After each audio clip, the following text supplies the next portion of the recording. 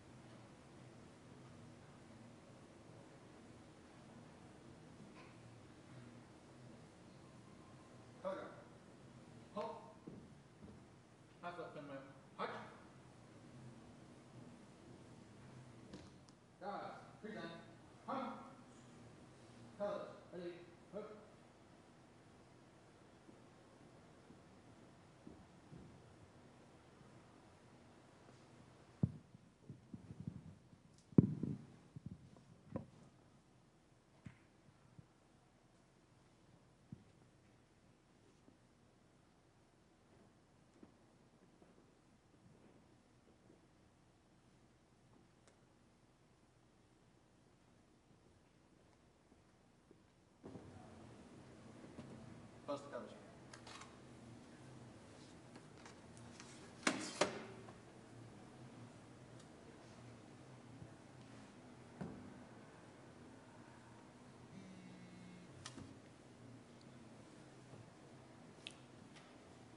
Please join me in the Pledge of Allegiance. Do you want the mic? I pledge allegiance to the flag of the United States of America and to the republic for which it stands, one nation under God, indivisible, with liberty and justice for all.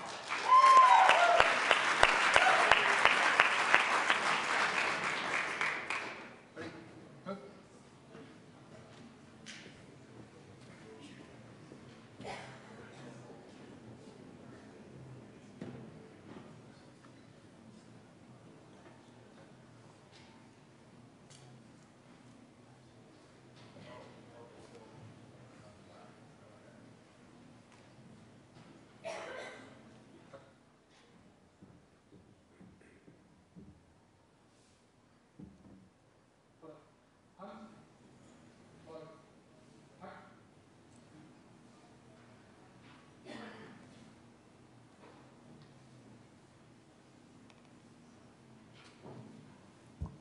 Members, please join me in thanking the Mustang Cadet Squadron.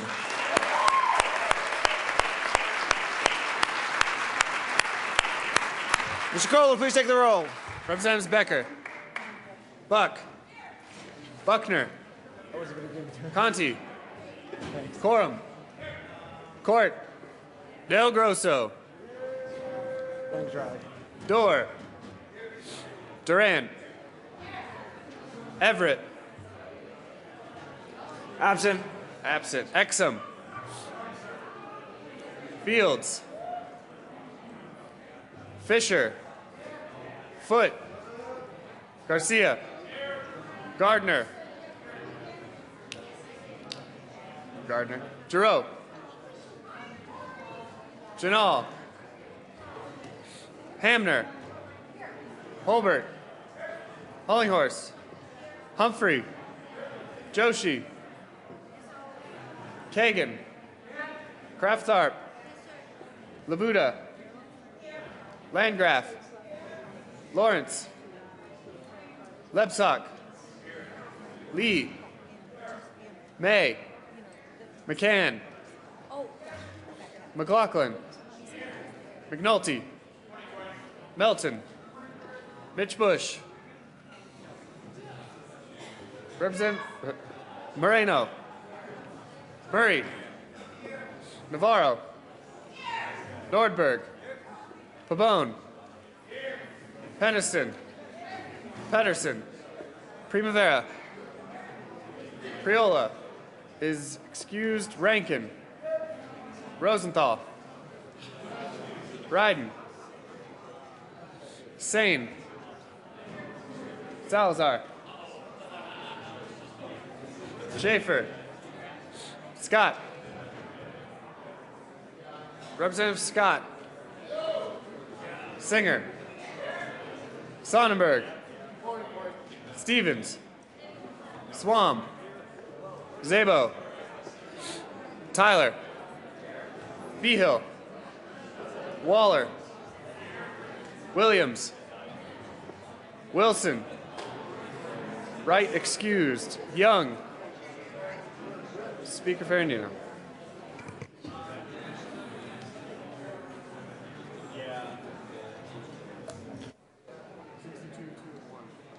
With 62 members present, 2 excused and 1 absent, a quorum is present. Representative Sane. Thank you, Mr. Speaker. I move that the reading of the Journal of March 7th, 2014 be dispensed with and be approved as corrected by the Chief Clerk. You've heard the motion. All those in favor say aye. Aye. All those opposed, no? No! The ayes have it. The motion is adopted. Announcements and introductions. Any announcements and introductions? Representative Peniston.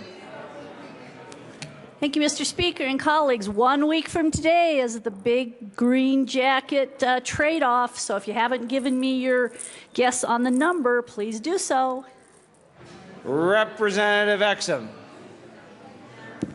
Good morning, Mr. Speaker. Thank you. I'd like to welcome my guests today, if you will, Greg and Gail Johnson from Colorado Springs. You here? Good morning. That'll be $4, Representative Exum. Representative Mitch Bush. Thank you, Mr. Speaker. Good morning, colleagues. I just wanted to let you all know that today is CASA Day at the House. CASA has programs in 40 counties. It has 16 separate programs, and it, of course, is a cooperative between the judicial districts and the Departments of Human Services. And I'd just like to give a shout out to my 5th judicial folks who are here today and my 14th judicial folks from CASA and all the great work they do for our kids. Representative Rosenthal. Good morning, Mr. Speaker. It's a pleasure to serve with you. Also with you. Members, I'd like to introduce a couple constituents from House District 9, and they're in the gallery, so stand and we'll wave to you. Welcome. Thank you. Representative Swan. Thank you, Mr. Speaker. Members, I have 3 groups of school kids here today from St. Thomas More, which is right in the heart of my district. They're 4th graders. Their teacher is Shari Lamb. If you're here, please give a shout out. Evidently, they're not here yet, but please join me in giving them a round of applause. Representative Singer. Thank you, Mr. Speaker. And following Representative Mitch Bush, we have one CASA and 1 young student here from the 18th Judicial District. Please give a warm welcome to Nia and Athena from the 18th Judicial District in the CASA program. One's a kid, so you don't get fined. The other one's $2. Seeing no other introductions or announcements, we'll proceed to our next order of business, 3rd reading of bills. Members, please return to your desks. Mr. Kohler, please read the title to House Bill 1141. House Bill 1141, Representative Quorum, Alston, and Roberts, concerning the confidentiality of Social Security numbers under the Colorado Consumer Protection Act. Madam Majority Leader. Thank you, Mr. Speaker. I move for the adoption of House Bill 1141 on 3rd reading and final passage. Seeing no discussion, the question before the House is the passage of House Bill 1141 on 3rd reading and final passage. Mr. Kohler, please open the machine, and members proceed to vote.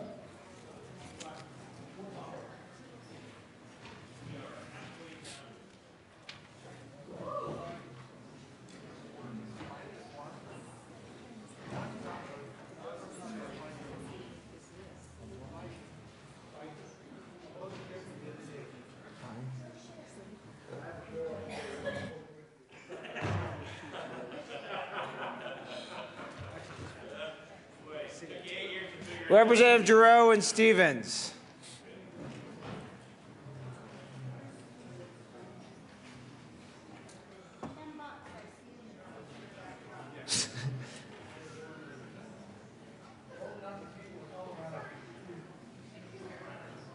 Representative Giroux.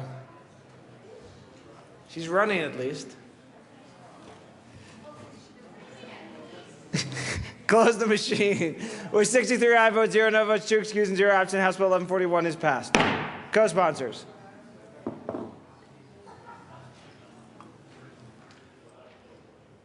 Close the machine.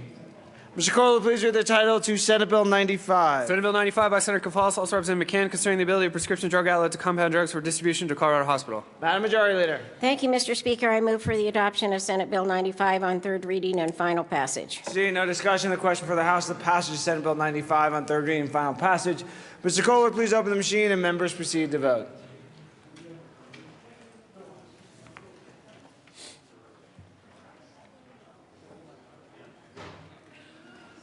Representative McNulty, close the machine. With 63 aye votes, 0 no votes, 2 excused, and 0 absent, Senate Bill 95 is passed. Co-sponsors.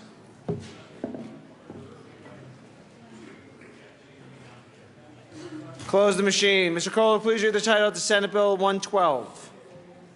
Senate Bill 112 by Senator Stebbins, also Representatives Duran and Giroux, concerning requirement that all financial assistance awarded from the Public School Capital Construction Assistance Fund under the Building Excellence Schools Today Act be subject to annual appropriation. Madam Majority Leader. Thank you, Mr. Speaker. I move for the adoption of Senate Bill 112 on third reading and final passage. Seeing no discussion, the question for the House, the passage of Senate Bill 112 on third reading and final passage. Mr. Kohler, please open the machine and members proceed to vote.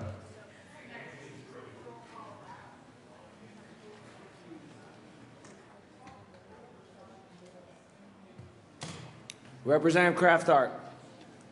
Close the machine. With 63 aye votes, 0 no votes, 2 excused, and 0 absent, Senate Bill 112 is passed. Co-sponsors.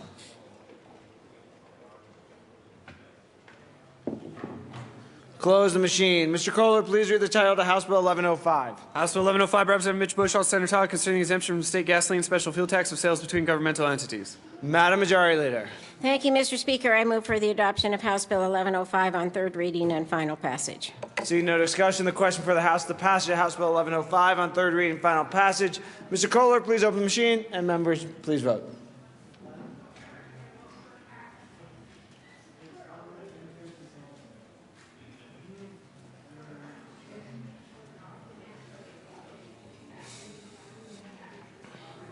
Representatives Everett, Landgraf, and Szabo. Representative Landgraf. Close the machine. With 58 aye votes, 5 no votes, 2 excused, and 0 absent, House Bill 1105 is passed. Co-sponsors.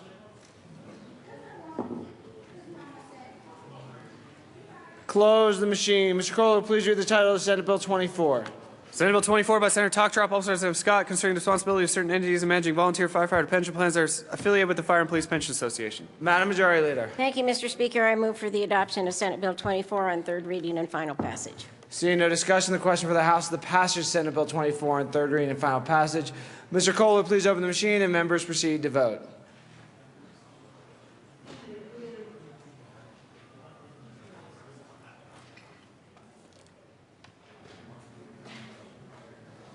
Close the machine. With 63 aye votes, 0 no votes, 2 excused, and 0 absent, Senate Bill 24 is passed. Co-sponsors.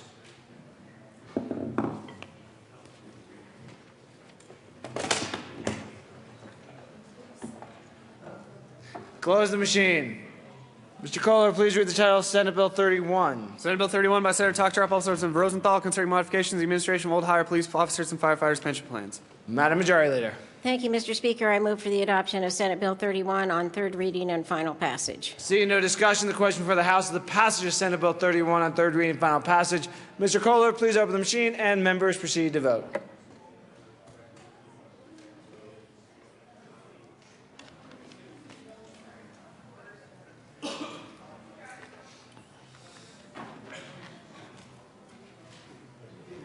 Representative McNulty. Close the machine. With 47 aye votes, 16 no votes, 2 excused, and 0 absent, Senate Bill 31 is passed. Co-sponsors.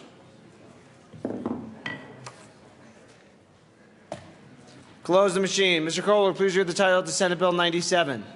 Senate Bill 97 by Senator Talk-Drop, also Representative Hamner, concerning the immunity of public agencies against liability arising from wildfire mitigation activities of insurance companies. Madam Majority Leader. Thank you, Mr. Speaker. I move for the adoption of Senate Bill 97 on third reading and final passage. Seeing no discussion, the question for the House is the passage of Senate Bill 97 on third reading and final passage. Mr. Kohler, please open the machine, and members, please vote.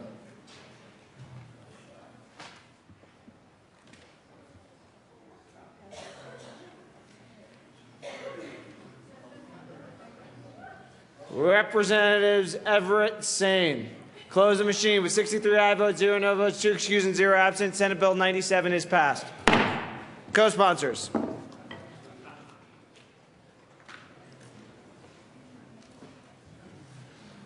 Close the machine. Mr. Kohler, please read the title, Senate Bill 138. Senate Bill 138 by Senator Kafalis, also Representatives Sonnenberg and Foote, concerning civil immunity for community volunteers assisting at an emergency. Madam Majority Leader. Thank you, Mr. Speaker. I move for the adoption of Senate Bill 138 on third reading and final passage. Seeing no discussion, the question before the House is the passage of Senate Bill 138 on third reading and final passage. Mr. Kohler, please open the machine, and members proceed to vote.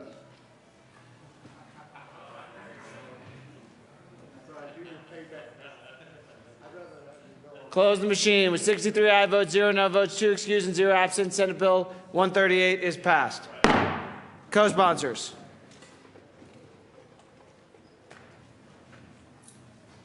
Close the machine. Mr. Kohler, please read the title to Senate Bill 121. Senate Bill 121 by Senator Lambert, also Representative Young, concerning financial assistance for local governments after declared disaster emergency. Madam Majority Leader. Thank you, Mr. Speaker. I move for the adoption of Senate Bill 121 on third reading and final passage. Seeing no discussion, the question for the House is the passage of Senate Bill 121 on third reading and final passage. Mr. Kohler, please open the machine, and members proceed to vote.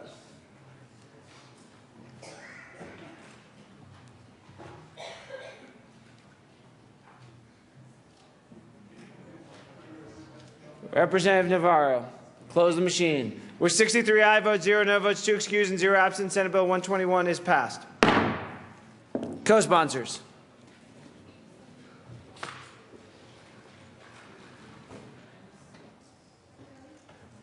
Close the machine. Mr. Kohler, please read the title to Senate Bill 96. Senate Bill 96 by Senator Crowder, also Representatives Exum and Pedersen, concerning renaming state veterans nursing homes to veterans community living centers to more accurately reflect the wide array of services provided to state veterans.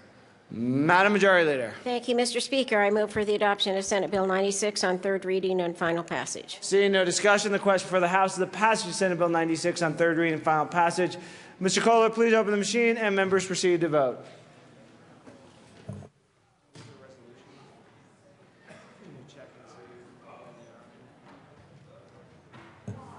Representative Fisher, close the machine. With 63 aye votes, 0 no votes, 2 excused, and 0 absent, Senate Bill 96 is passed.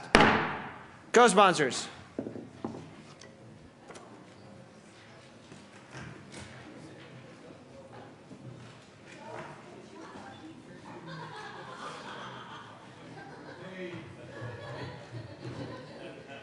Close the machine.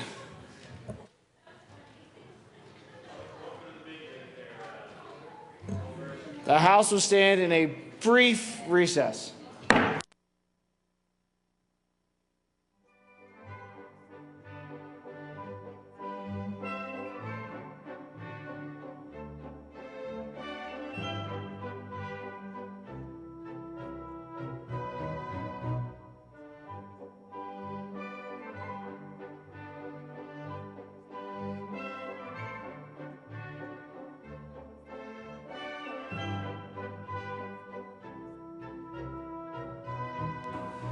The House will come back to order. We will proceed to our next order of business, general orders, second reading of bills. Representative Moreno.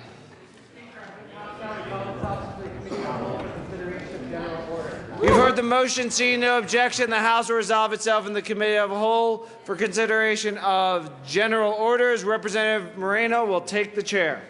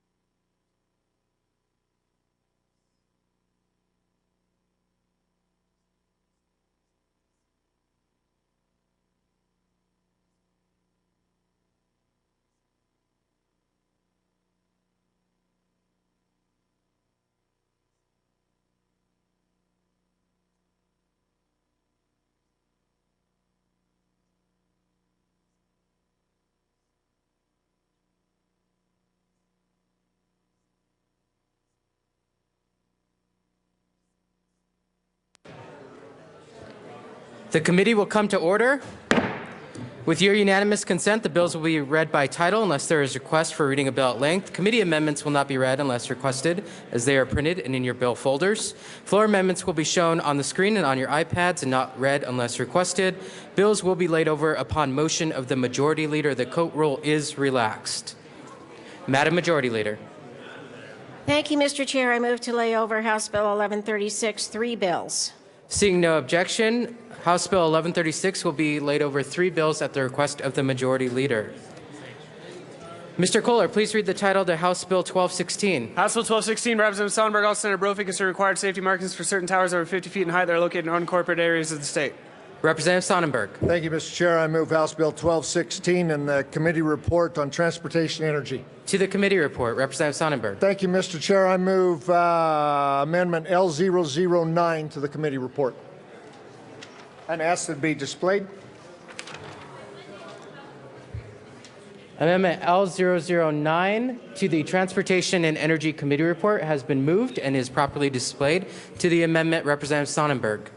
Thank you, Mr. Chair. And what this amendment does is basically eliminates those towers that are not difficult to see, such as ones with 6-foot diameter at the base, street lights on CDOT, wind-powered electrical generation, those towers we talked about in committee, and basically goes make sure that we have the small towers, including the small private communication towers. I would ask for a yes vote. Is there further discussion on Amendment L009? Seeing none, the question before us is the passage of Representative Mitch Bush. Thank you, Mr. Chair. I had a question about lines 3 and 4, which eliminate Met towers. I was just curious. I haven't had time to really think about it since I just saw it. Thank you. Representative Sonnenberg. Thank you, Mr. Chair, and that's a good question. Lines 3 and 4 have to do with the title, and originally in the title we include Met towers, but this is more than just Met towers, so we just simply took that out of the bold portion of the title. Doesn't change. We still include Met towers in the bill. Further discussion on Amendment L009. Representative Tyler.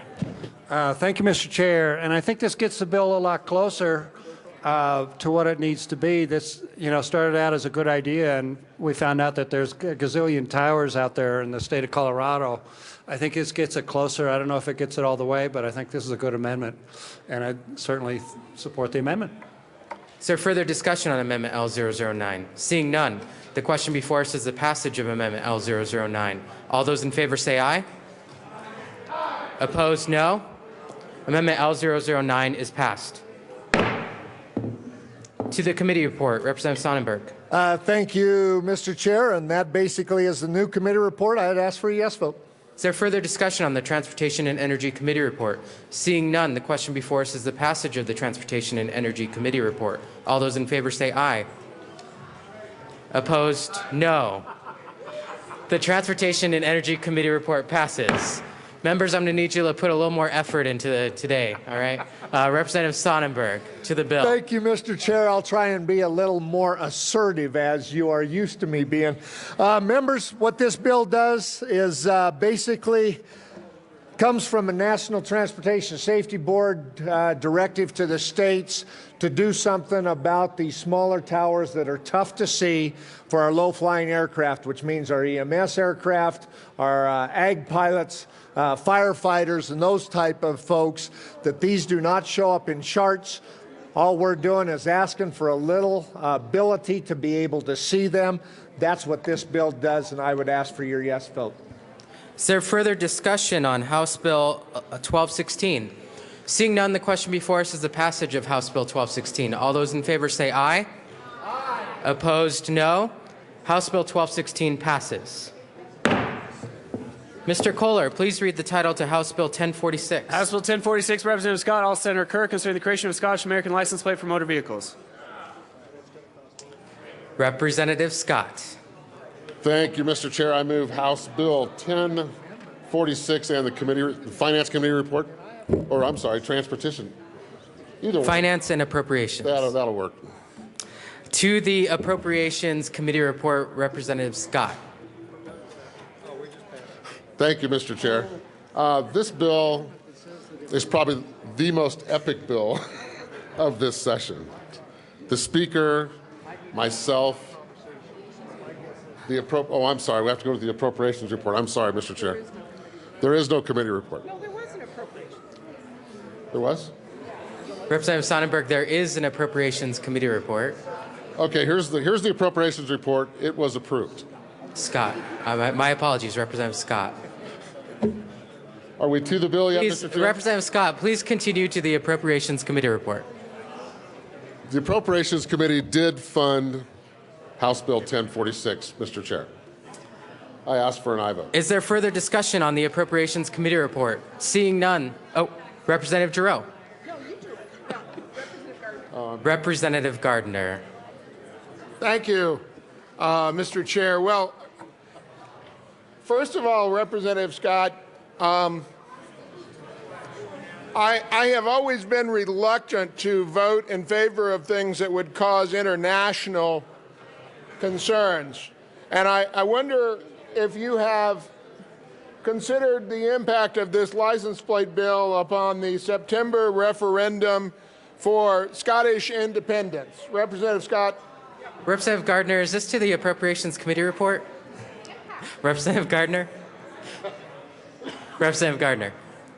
Mr. Chair, this is to the Appropriations Committee report because of the financial impact of this bill and whether or not we ought to be expending public funds in Colorado that would have an impact upon the relationships of national minorities in another country. This is a matter of spending money that will have international impact. So everything that has an appropriation to it, the very question of should we spend that money is always there. We discuss this in appropriations, Mr. Chair, frequently. So I do contend this is part of the Appropriations Committee report. Representative Gardner, that was a long way getting there, but I'm convinced. Representative Scott.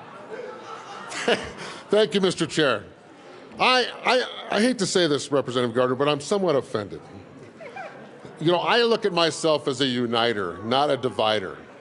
And by running this license plate this year, I was trying to unite the Scottish with the rest of Europe so that we don't have any problems. And that's what I intend to do. It's deep in my soul that we must unite, not divide. Representative Gardner. Thank you. And once again to the Appropriations Committee report, and this really does have to do with fiscal responsibility and those who have a great deal of fiscal responsibility. Representative Scott, I just have to ask,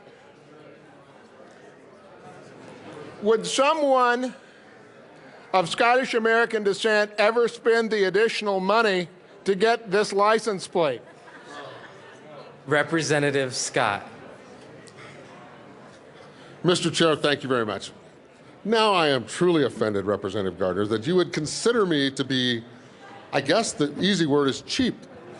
But I will commit at this podium today that I will purchase a Scottish American plate. Representative Gardner. Thank you, Mr. Chair. Well, I felt free to ask that question given my own Scottish descent, Representative Scott, and I'm just not going to spend additional money for this license plate. But I voted for every other license plate and for the bill and appropriation, so I'll support the report. Representative Giroux. Thank you, Mr. Chair. Members, as someone who I have a lot of different nationalities, cultures, heritage, and running through these veins, but one of the most proud is my Polish heritage. And honestly, I'm not sure I agree with you because I do believe Representative Gardner is right. I don't think any self-respecting Scot would spend the money, the extra dollars it would take for this license plate, particularly when the bill sponsor wasn't aware of the Scottish referendum and what it really means. So I'm not really sure, maybe Representative Scott, you can defend yourself, but I don't know how you would do it. Representative Scott. Cherry. Mr. Chair, this assault on my heritage is just becoming outrageous. Totally outrageous. I am so concerned. I actually did research. Matter of fact, I was instructed by Representative Giroux that I must do research. So I did my research, and I went to committee prepared to discuss Robert DeBruce. The Bruce. And as I said in committee, not to be ever confused with Doug DeBruce from the House of Tabor. And you continue to this assault on my heritage and on my beliefs, and I just find it so offensive, especially from my side of the aisle. I mean, I would expect it from, oh my gosh, Representative Tyler, and oh my gosh,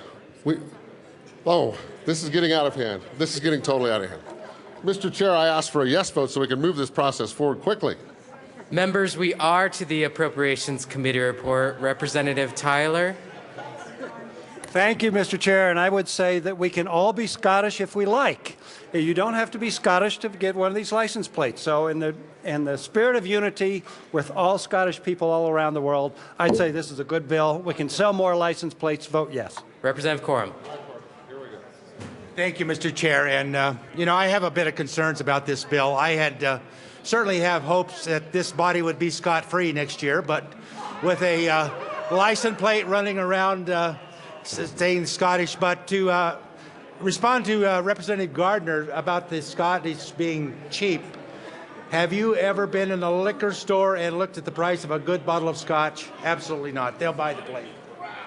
Is there further actual discussion to the Appropriations Committee report? Seeing none, the question before us is the adoption of the Appropriations Committee report. All those in favor say aye. Aye. Opposed, no. The Appropriations Committee report passes. Representative Scott to the Finance Committee report. Wow, this is getting brutal, Mr. Chair, but I thank you for that. The Finance Committee did approve this bill unanimously. I ask for an aye vote. Is there further discussion on the Finance Committee report?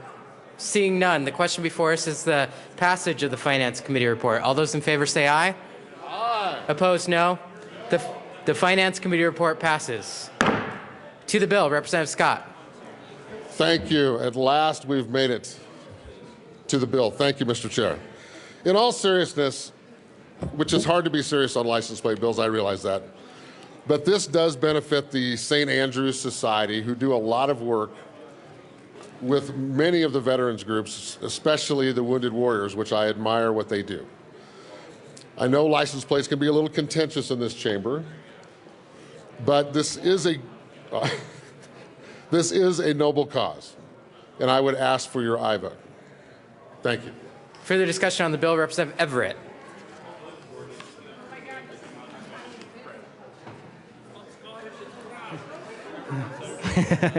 Thank you, Mr. Chair. I move L002. Amendment L002. Yes. Has been moved. So, if and asked that it be displayed. Sorry, Representative Giroux. It's been a while. You're right. I haven't been to the well in quite a long time. Amendment L002 has been moved and is properly displayed. To the amendment, Representative Everett. I wanted to do this in committee, but I thought a piece of haggis should be on the license plate, or else it's not a Scottish license plate. So I hope this is a friendly amendment, Representative Scott. Representative Giroux. Thank you, Mr. Chair. I have a question for the amendment sponsor. Do you even know what haggis is? And how do you portray rice and goat stomach, sheep stomach on a license plate? This is an abomination. Representative Everett. Thank you, Representative Giroux. If it isn't Scottish, it's crap, I know. But absolutely, I don't know how you can display a haggis on this, so I withdraw the amendment, Mr. Chair. Amendment L002 has been withdrawn. Is there further discussion on the bill? Seeing none, the question before us is the passage of House Bill Representative Giroux. Thank you, Mr. Chair. I apologize. This is on the amendment? Is that correct? Representative Giroux, the amendment has been withdrawn. Okay. Thank you, Mr. Chair. Members, I just want to do a little bit of history lesson, because I do believe this is an important bill, and I will be voting for it because, like every license plate bill, I will be a yes. until we have 5,283,000 license plates, which I believe is about the population of the state of Colorado. But Representative Scott, I just have a simple question for you. Which came first, William Wallace or James II?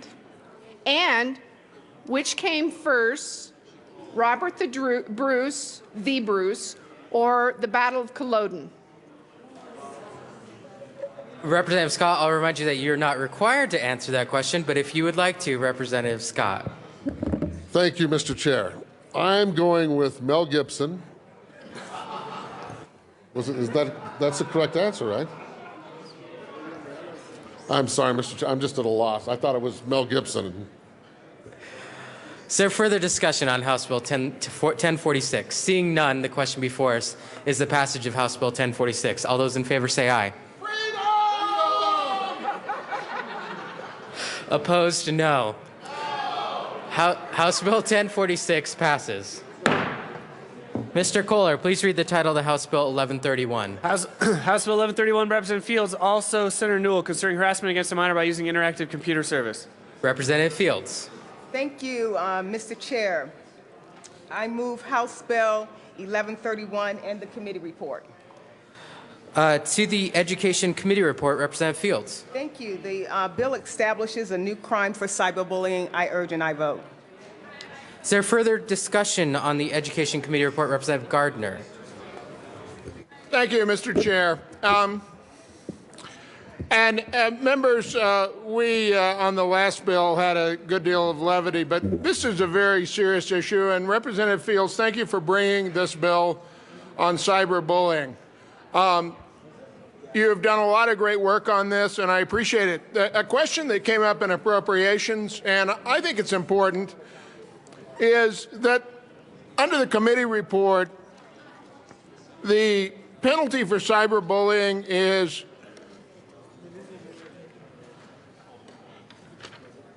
a Class 2 misdemeanor, except it is a Class 1 misdemeanor if the offender engages in the conduct because of the minor's actual or perceived race, color, religion, ancestry, national origin. My difficulty with that, Representative Fields and members, is this. Bullying by its nature is about hatred. And to elevate hatred with respect to race, religion, color, national origin, ancestry, and so forth seems to me to be a false distinction. And I told the story in appropriations of my father when he grew up in rural Texas, and he was a farm kid, and farm kids were bullied. Representative Sonnenberg mentioned to me that that had been the case when he was a middle school student in northeastern Colorado. Members, this is a crime. It needs to be treated as a crime. There is no reason to make a distinction. I appreciate that it might be an aggravator in the crime, that it may cause a prosecutor to treat it more seriously, and most of these cases are going to be diversion, as we discussed.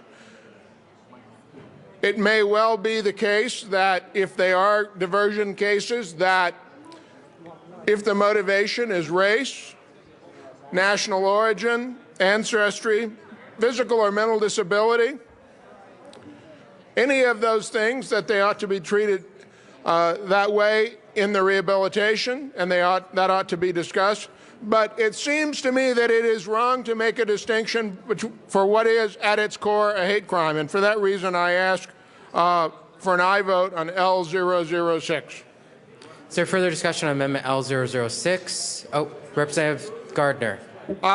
Thank you, Mr. Chair. The Speaker was kind enough to point out that I had not moved L006 properly, so I move L006. L006 has been moved and is properly displayed. To the amendment, Madam Speaker Pro Tem. Thank you, Mr. Chair. And members, I do not consider this a friendly amendment. I do agree with Representative Gardner when he says that cyberbullying and any kind of bullying is motivated by hate. But when you bully someone based on the color of their skin, and when you bully someone based on their sexual orientation or their religion, you're elevating that level of harassment. And this is a protective classification when you talk about those protected classes, race, religion, those kinds of things. If we start tampering with that, then I think we're kind of charting some uncharted territories that we do not want to go down. So I urge a no vote on Amendment L006. Mr. Assistant Majority Leader.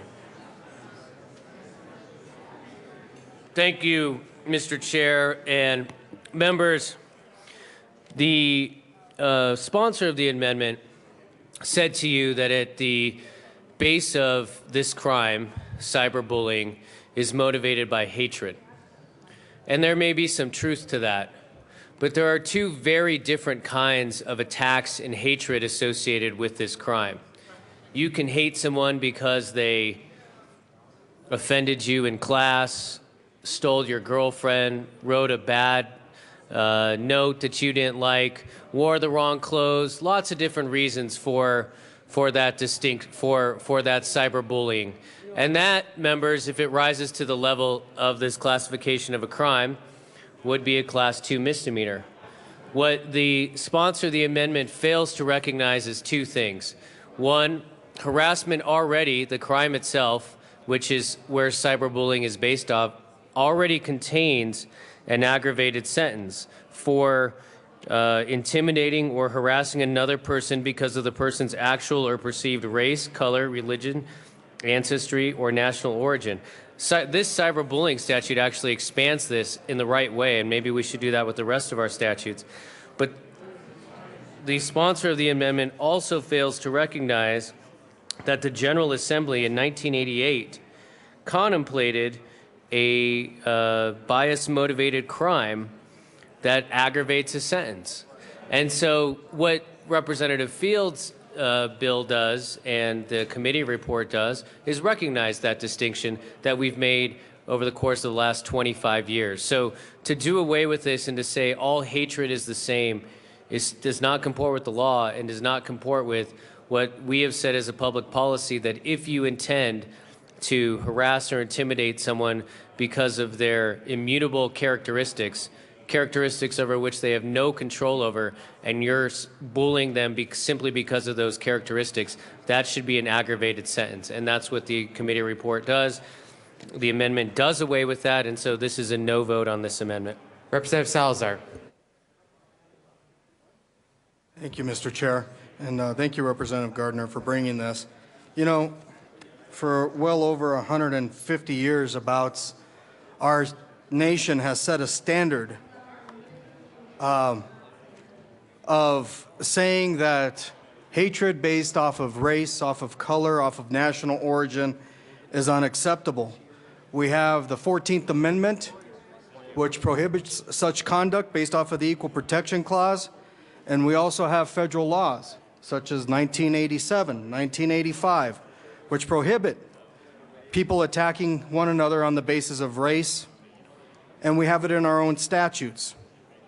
We have made a policy decision here in the state of Colorado for many, many years that we will not tolerate hatred on the basis of race, on the basis of color, on religion, ancestry, national origin.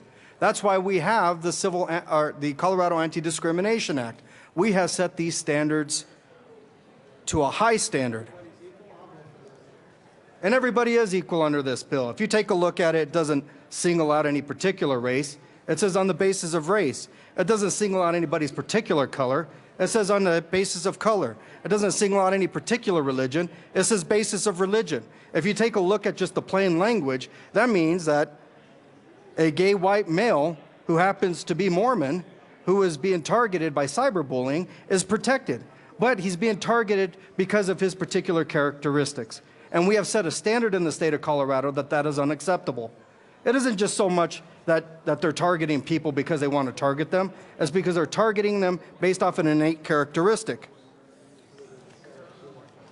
At some point, we have to recognize in this General Assembly that racism, discrimination on the basis of color or national origin, things of that nature are unacceptable. Seems that our country was able to do that over 150 years ago. It's about damn time that the Colorado General Assembly, it's about time that the Colorado General Assembly recognize that we have to have these protected characteristics because we have kids who are being targeted for cyberbullying because of their innate characteristics. It isn't just a matter of going after them just because they're not popular in school. People use their innate characteristics to go after them. And it's about time that we as a Colorado General Assembly, that we set the course where we say this is no longer acceptable. And yes, we do have an aggravator. And as I said, the amendment already passed by the committee, that amendment already covers other individuals. This isn't limited to black and white.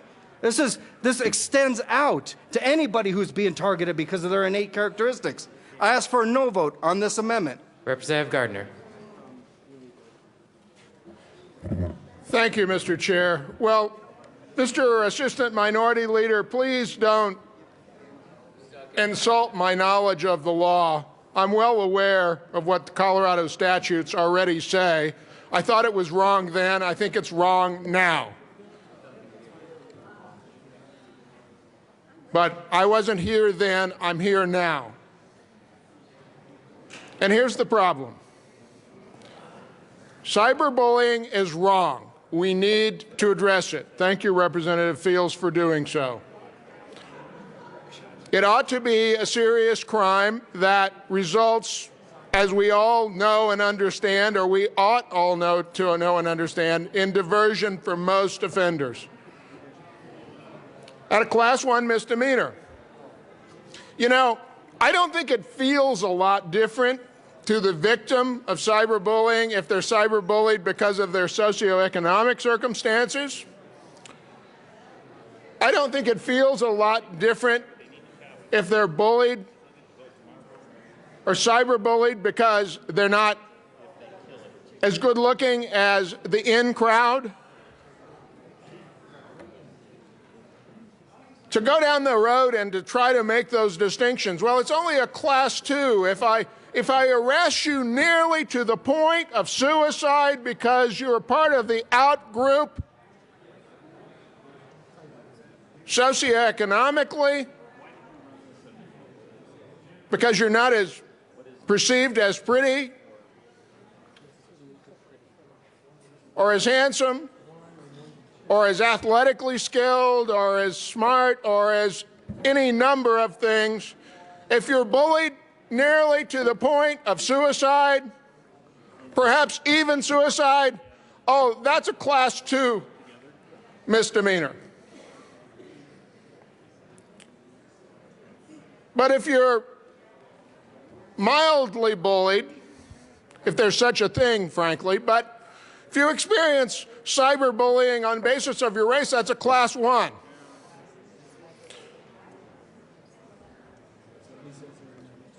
Representative Salazar says, well, about the boyfriend and girlfriend. I think all of you who watch the popular media know that some of the most vicious cyberbullying, the cyberbullying that has resulted in teenagers nearly taking their lives, in one instance in America, taking her life, had nothing to do with race and everything to do with just being part of the out crowd.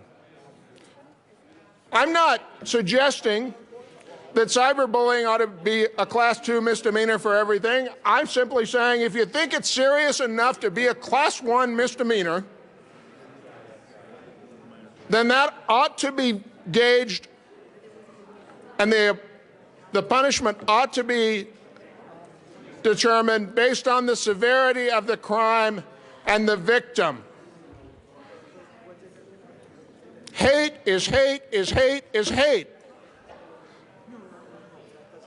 The idea that we elevate certain types of hate, even if it's hate because I happen to be of Scottish American descent, even if it's hate because I happen to be of a particular religion, But what if it's just because I have the wrong sneakers because my parents can't afford them? Somehow that's only a Class 2 misdemeanor? Really, I appreciate this bill. I support this bill, but let's not make a distinction. Let's not make some victims. Let's not make some victims lesser victims. That's what we're doing here, is we're making some victims lesser victims. Let's just make it all a Class 1 misdemeanor. Call it that. Call it what it is. It is hate. It is hate. It is harassment. Let's call it that. Let's make it a Class 1 misdemeanor across the board. I urge an aye vote on L006. Mr. Speaker. Thank you, Mr. Chair, and I rise in opposition to this amendment. We've had the lawyers come up and talk about the legal issues. I want to take this from a more personal note. As many of you know, I was a kid in special ed. And the difference here, kid with special ed like me, would be treated differently under this, as Representative Gardner talked about. If I was cyberbullied, I would have the person doing it would have a higher penalty. And I think that is correct. I disagree with Representative Gardner, because the difference to someone like me who was in special ed, it's the bullying, the attacks. You're already a marginalized person. You feel that way. You already feel like you're an outcast. And to get cyberbullied or get bullied, period. And when I became Speaker, there were articles about me being bullied and talking about that when I became Minority Leader. There were many times in my life when I was in elementary school and high school, I thought about taking my life because, it wasn't worth it. And my other friends, my sister, my others, it wasn't the same. Getting bullied was, okay, I'm just like everyone else. I'm getting picked on. For me, I was already in a self-contained class. I was already looked at as someone who was really different.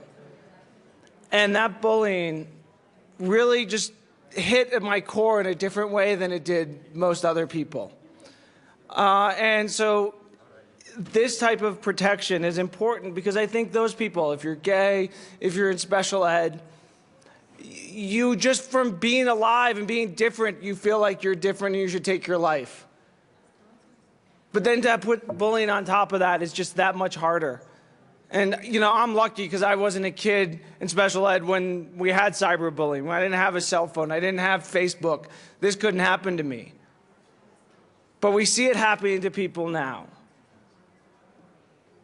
And it is horrendous what happens to the kids today. And you're right, Representative Gardner, bullying is bullying.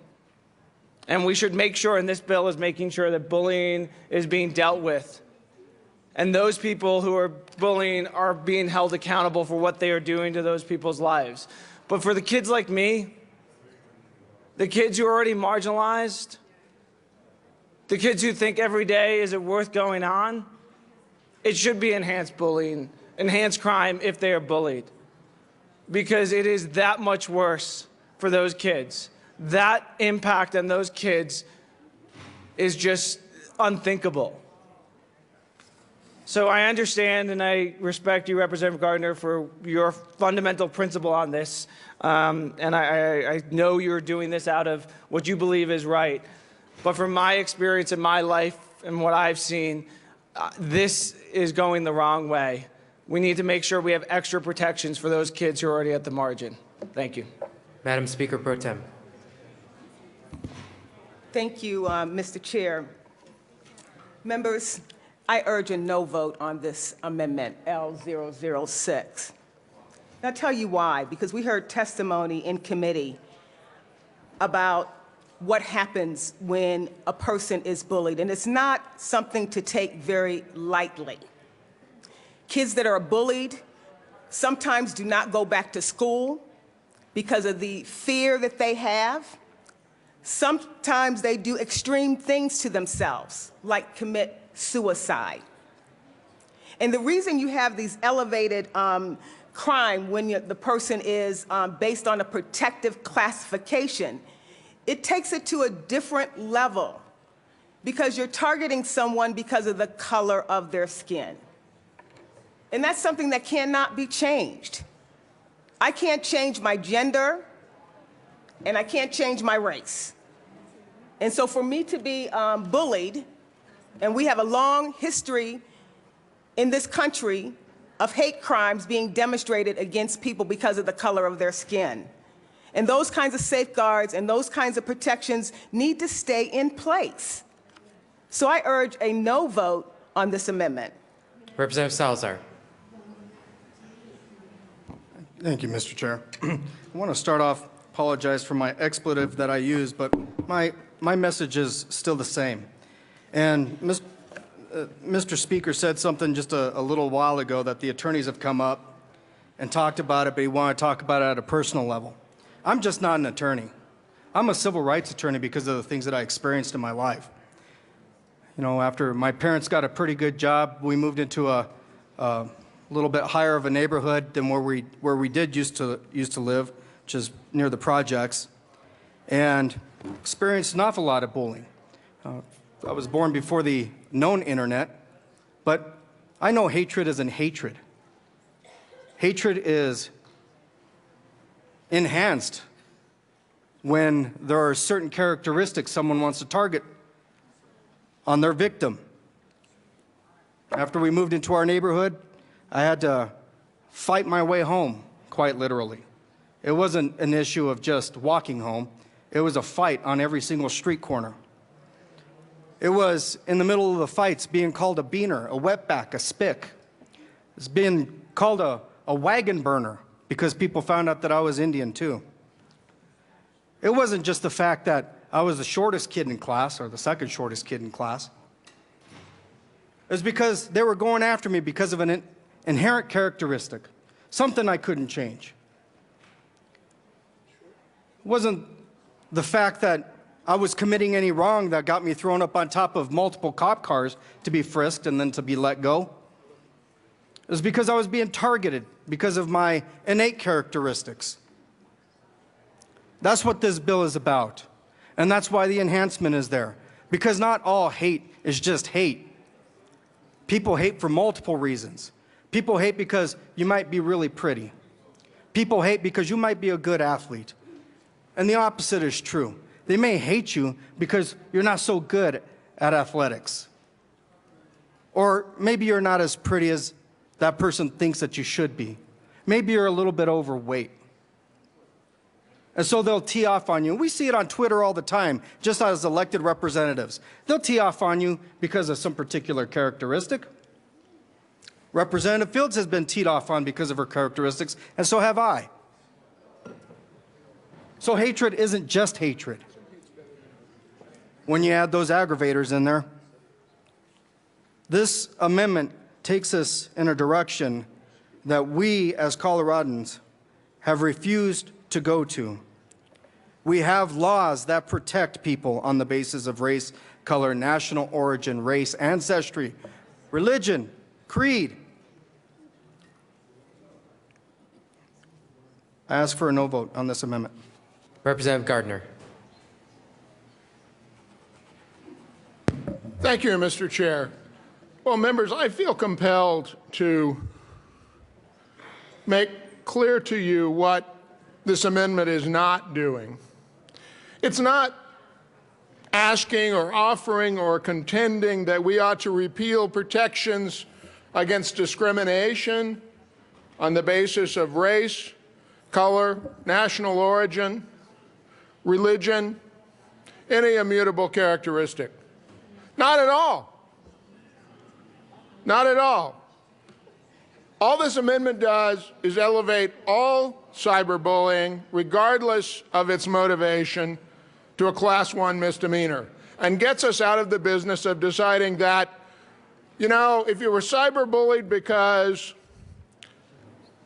of your race, then it's a Class 1 misdemeanor, and if you're cyberbullied because you're short, it's a Class 2 misdemeanor. If you're cyberbullied because of your race and just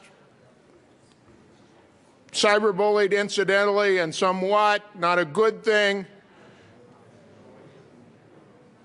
But if it's because of your race, it's a class 1 misdemeanor. And if you have the most aggravated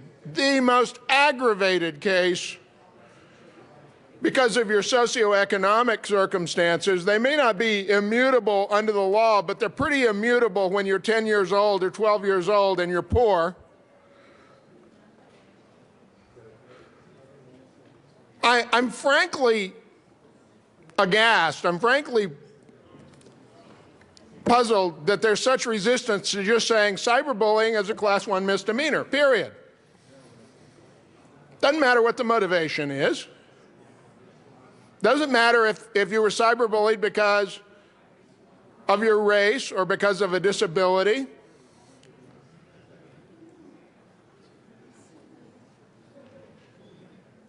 Doesn't matter if you're cyberbullied because you didn't make the cheerleading squad, which may seem trivial to you, but there are instances of young people in America being cyberbullied to suicide because they didn't make the right athletic squad, because they were ill-coordinated.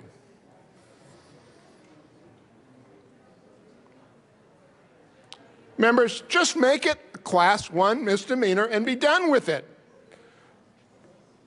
Let's not go through this exercise of the prosecutor saying, okay, you were cyberbullied, that's really bad. Now, were you cyberbullied because of one of these particular immutable characteristics? Well, I was cyberbullied because the other kids hate me and I'm a really smart kid and they think that that's a wrong thing. Or I'm a really poor kid and I couldn't afford the tennis shoes. I'm a really short kid.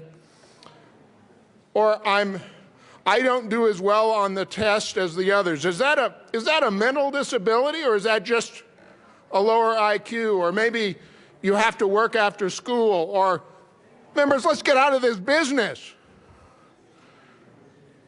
It wasn't said directly, but it was said strongly enough that I walked out of the well here shaking my head a minute ago because it sounded like some hate is better than other hate. Or some hate is worse than other hate. Members, it is cyberbullying, and it is something that we have to address. And let's call it a class 1 misdemeanor across the board and be done with it.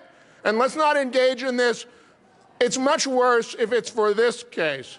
And members, please do not come back into this well. I can't stop you, but don't come back into this well and try to contend that this member has in any way argued that we should repeal the Civil Rights Act or protections against discrimination in this country. That is just disingenuous. What I have said is hate is hate. And if cyberbullying is bad, let's call it a class 1 misdemeanor and deal with it. Let's not say it's worse if it's a particular kind of hate. Mr. Speaker, I appreciate your respectful comments here, and I think that it is important that this bill pass for the very reasons that you say.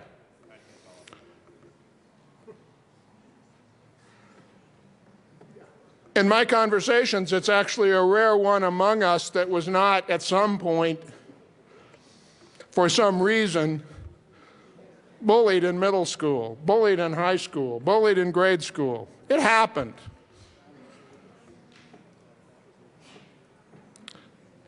And when it rises to the level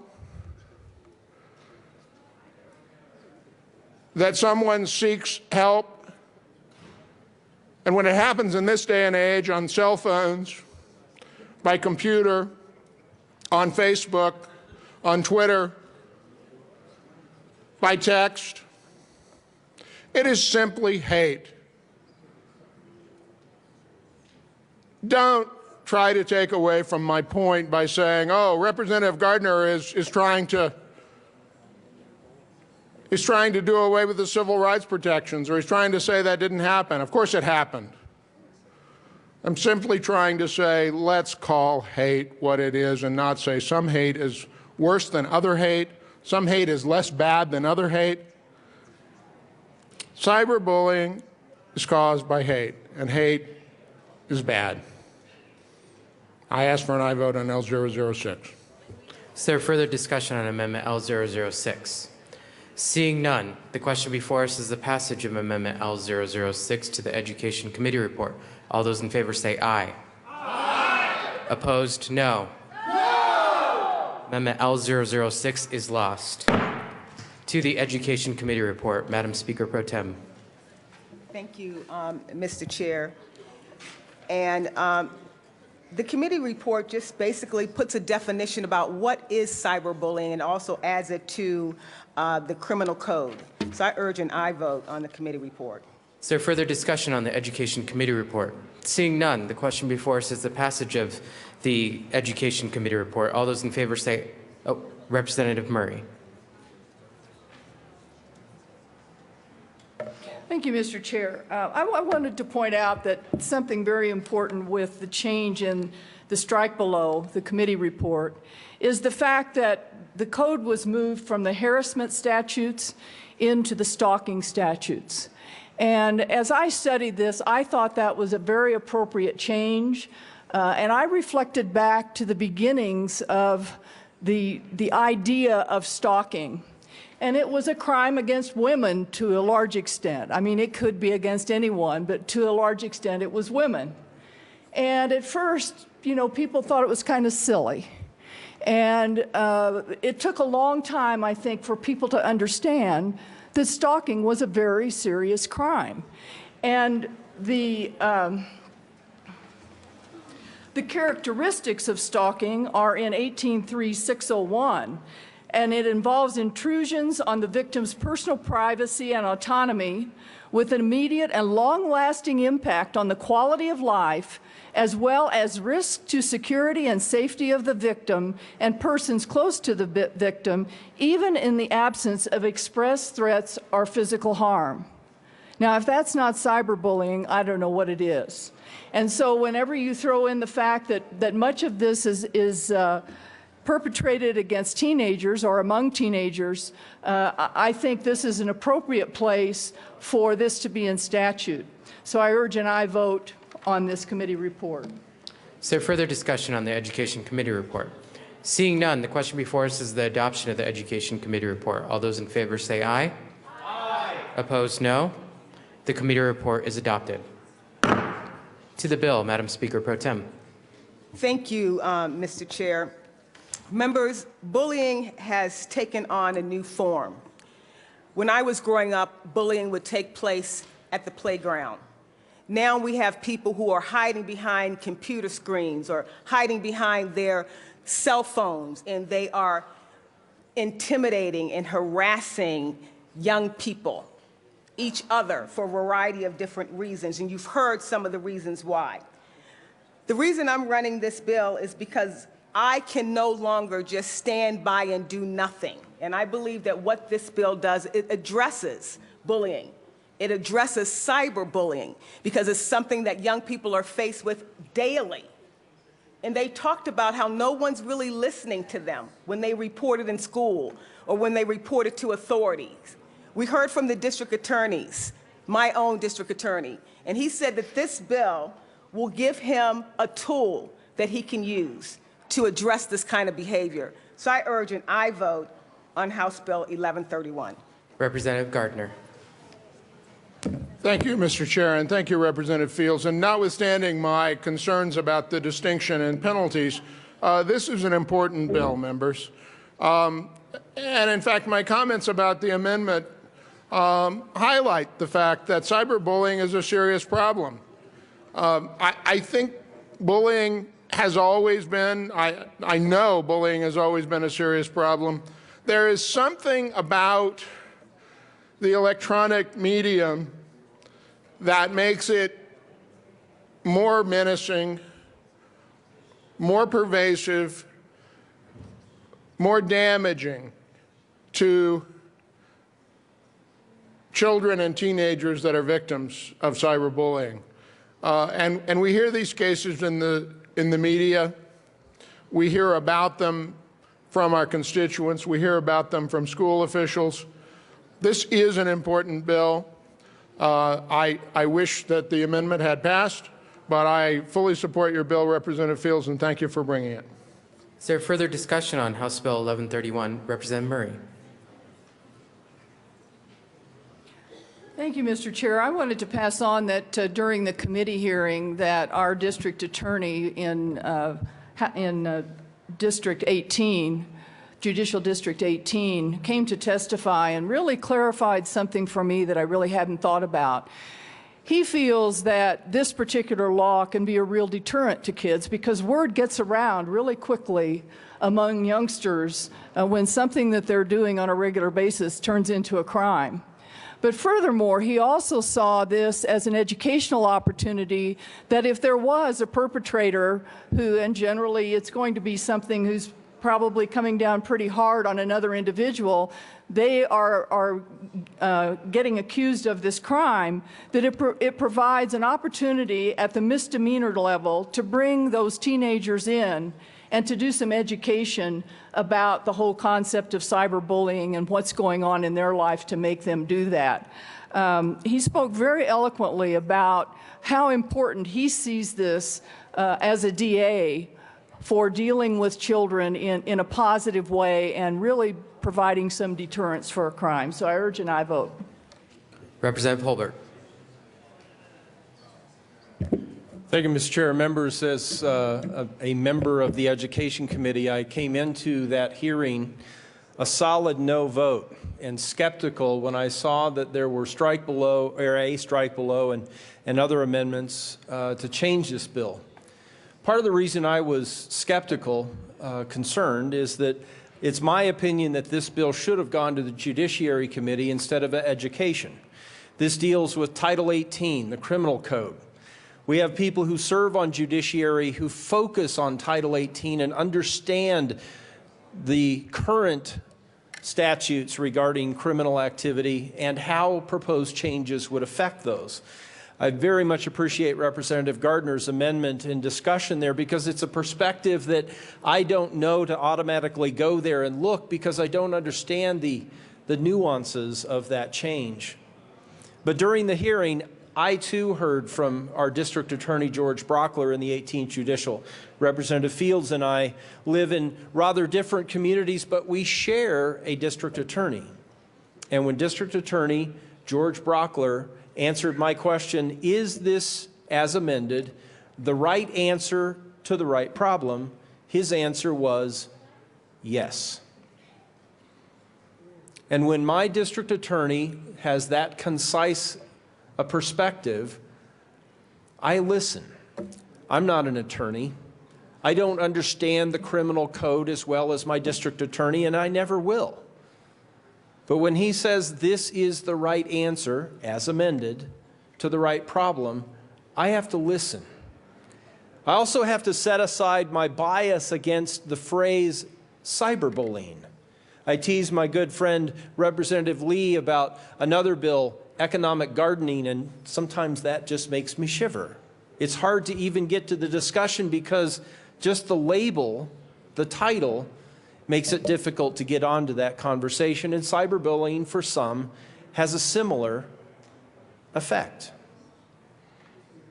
I didn't want to support this bill when I came to committee. I didn't want to support the bill as it was introduced, but his testimony, D.A. Brockler, explaining that this allows some variety of response, that it isn't a zero tolerance policy on things that would offend someone, that offense isn't the measure,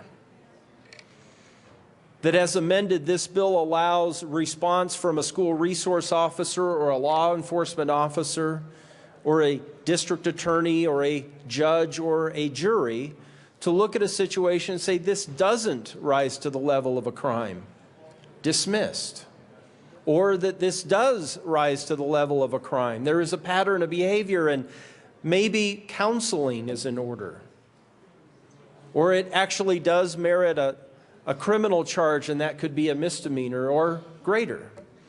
That's what I heard from my district attorney, and since I know less about the criminal code than he does, and since I trust his opinion, I was a yes vote. Now, I think this morning we've seen evidence of why this bill should have been, and I think still should go to judiciary, because we have people on both sides of the political aisle who understand that better than I do, and I would say better than most members of the Education Committee.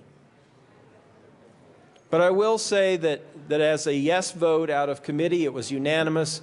The discussion here today points out reasons that we should all be thoughtful when we go to third reading.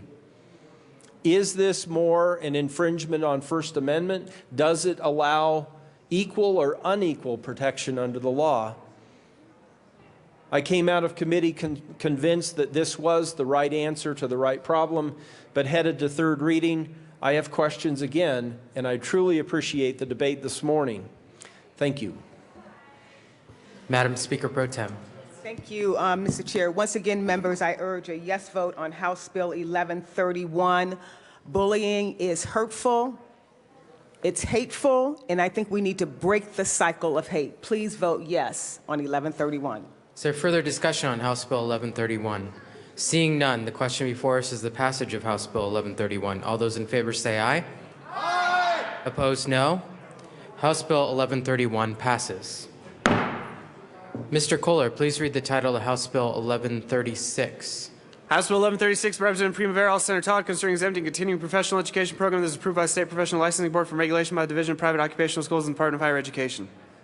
Representative Primavera. Thank you, Mr. Chair. I move House Bill 1136 on the Education Committee report. To the Education Committee report, Representative Primavera. Thank you, Mr. Chair. I move Amendment L004 and ask that it be displayed. Amendment L004 has been moved and is properly displayed. To the amendment, Representative Primavera. Thank you, Mr. Chair. This amends the committee report. After our Education Committee last week, there were still some questions posed as to whether or not the amendments that we passed really resolved the issue.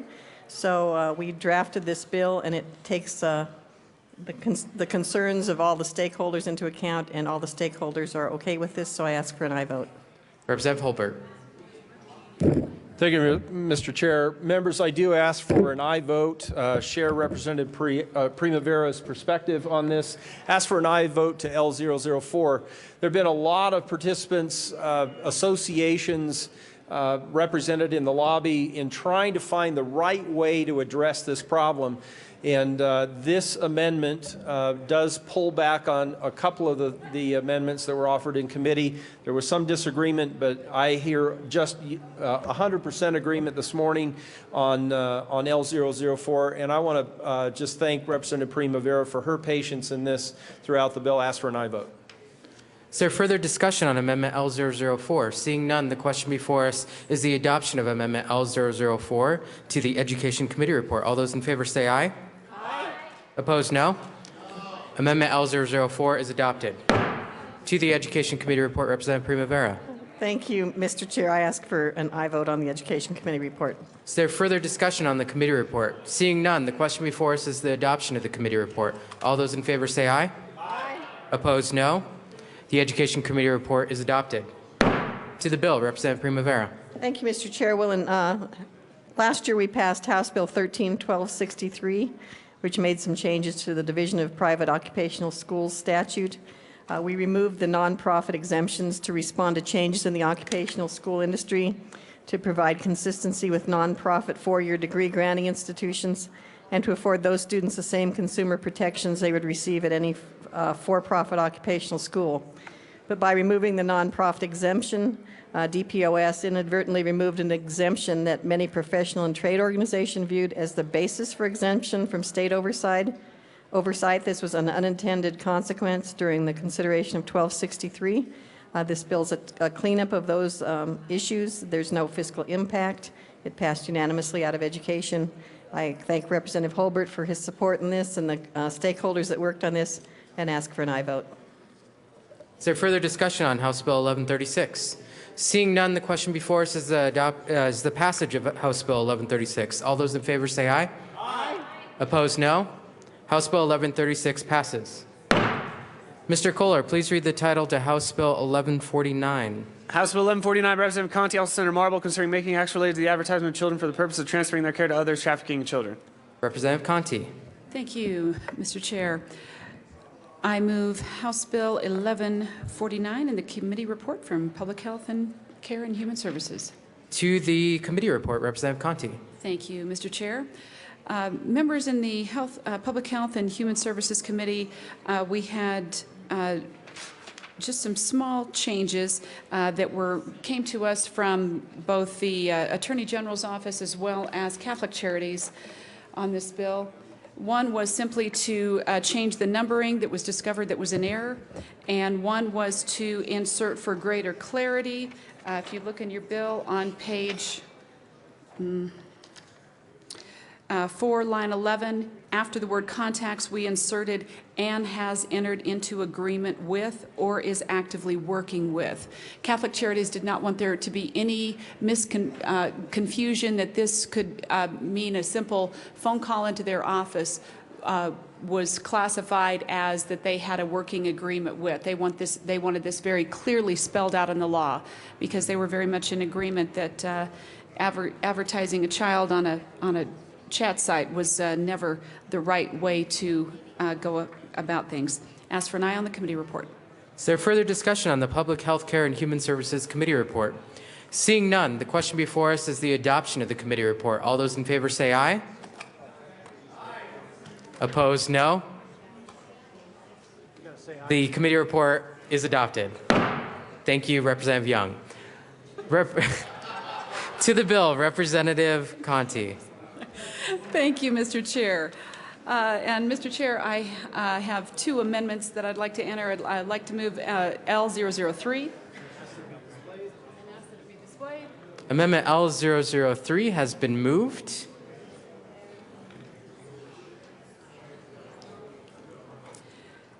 Members, and is displayed. Representative Conti, to the amendment. Thank you, Mr. Chair.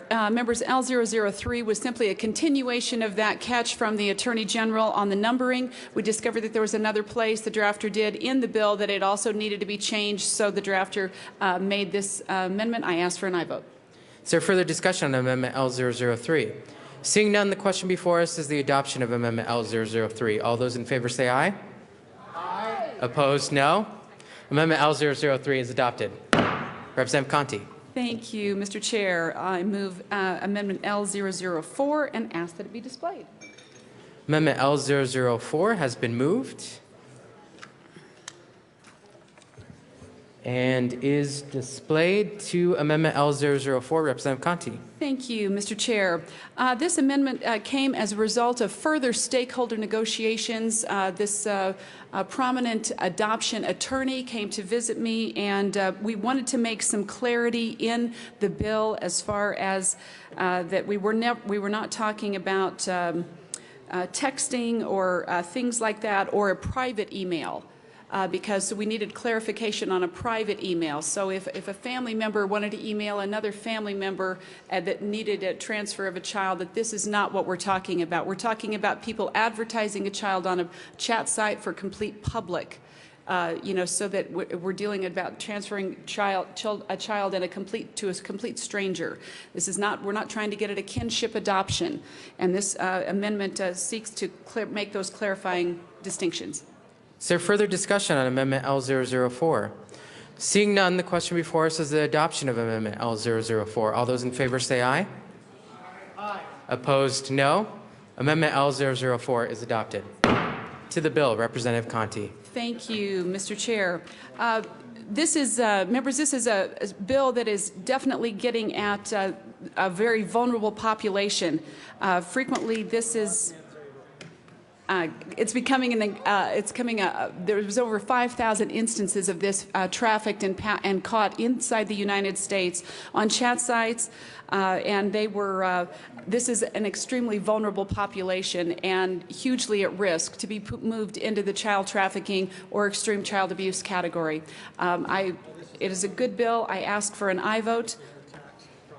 Is there further discussion on House Bill 1149? Representative May. Members, this is a great bill, and I would ask for your support. I think it's something that has a gap, and I appreciate you bringing it forward. And, you know, with that, good bill, vote yes. Is there further discussion on House Bill 1149? Seeing none, the question before us is the passage of House Bill 1149. All those in favor say aye. Aye. Opposed, no. House Bill 1149 passes. Mr. Kohler, please read the title to House Bill 1176. House Bill 1176, Representative Wright, all Senator Talk concerning state audit cycle of the emissions program for motor vehicles. Representative Wright. Thank you, Mr. Chair. I move House Bill 1176, and there is no committee report. To the bill, Representative Wright. Thank you, Mr. Chair. Members, this bill came out of the Audit Committee. It is regarding the audit cycle for the Clean Air Emissions Program. And what we found in our audit was that basically the auditors were meeting themselves coming and going because of different timeframes on contracts and when they were implementing recommendations, et cetera. So what this bill does is extend the cycle to 5 years from the current 3-year cycle. I urge your support. Is there further discussion on House Bill 1176? Mr. Minority Leader. Thank you, Mr. Chair. I I move L001 and ask that it be displayed. Amendment L001 has been moved and is displayed to the amendment. Representative Delcro, Mr. Minority Leader. Thank you, Mr. Chair. Members, this simply just states that if any time when they do their audit, if they find that the air program is not effective, then the program will be repealed. We've had several audits where they come through, or at least the last audit, and it was very questionable on whether or not the air emissions program was actually working and actually doing what its stated goal is. This bill seeks to continue that, but this just says, look, if we find out that the audit process, if the program actually isn't working, there's no reason to even continue that. So I urge an aye vote. Thank you. Representative Wright. Thank you, Mr. Chair. Since I was not aware of this amendment and it looks quite simple on its face, I am very concerned of the unintended consequences. I urge a no vote. Mr. Minority Leader. Thank you, Mr. Chair. Members, this simply would get rid of a program that's deemed ineffective by the audit.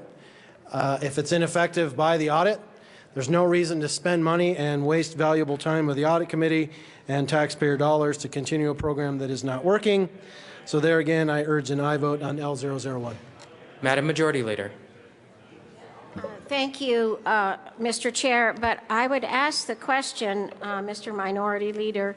Normally, when that's the case, a bill would be presented to do away with the program, which seems to me to be the process that we use, and therefore, I think this is a no vote because in order to do this, it should be done by the legislative body that established it.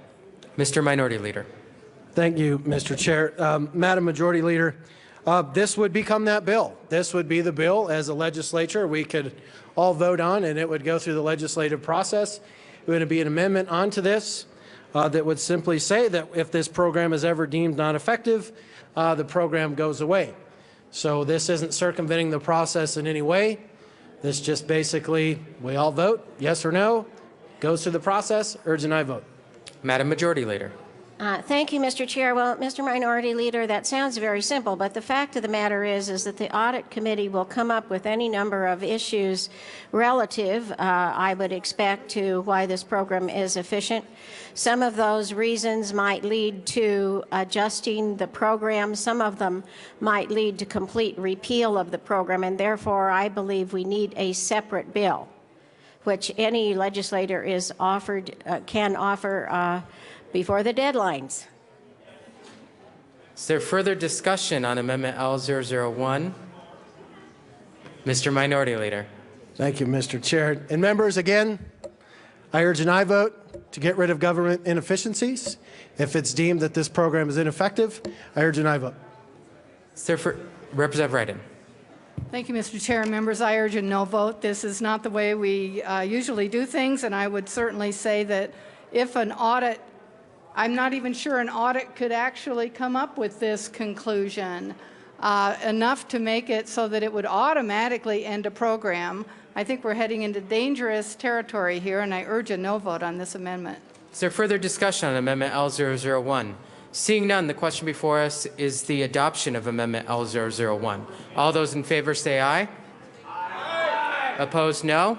No. Amendment L001 is lost. To the bill, Representative Ryden. Thank you, Mr. Chair. It's a good bill. I urge an aye vote. Is there further discussion on House Bill 1176? Seeing none, the question before us is the passage of House Bill 1176. All those in favor say aye. Aye. Opposed, no? House Bill 1176 passes.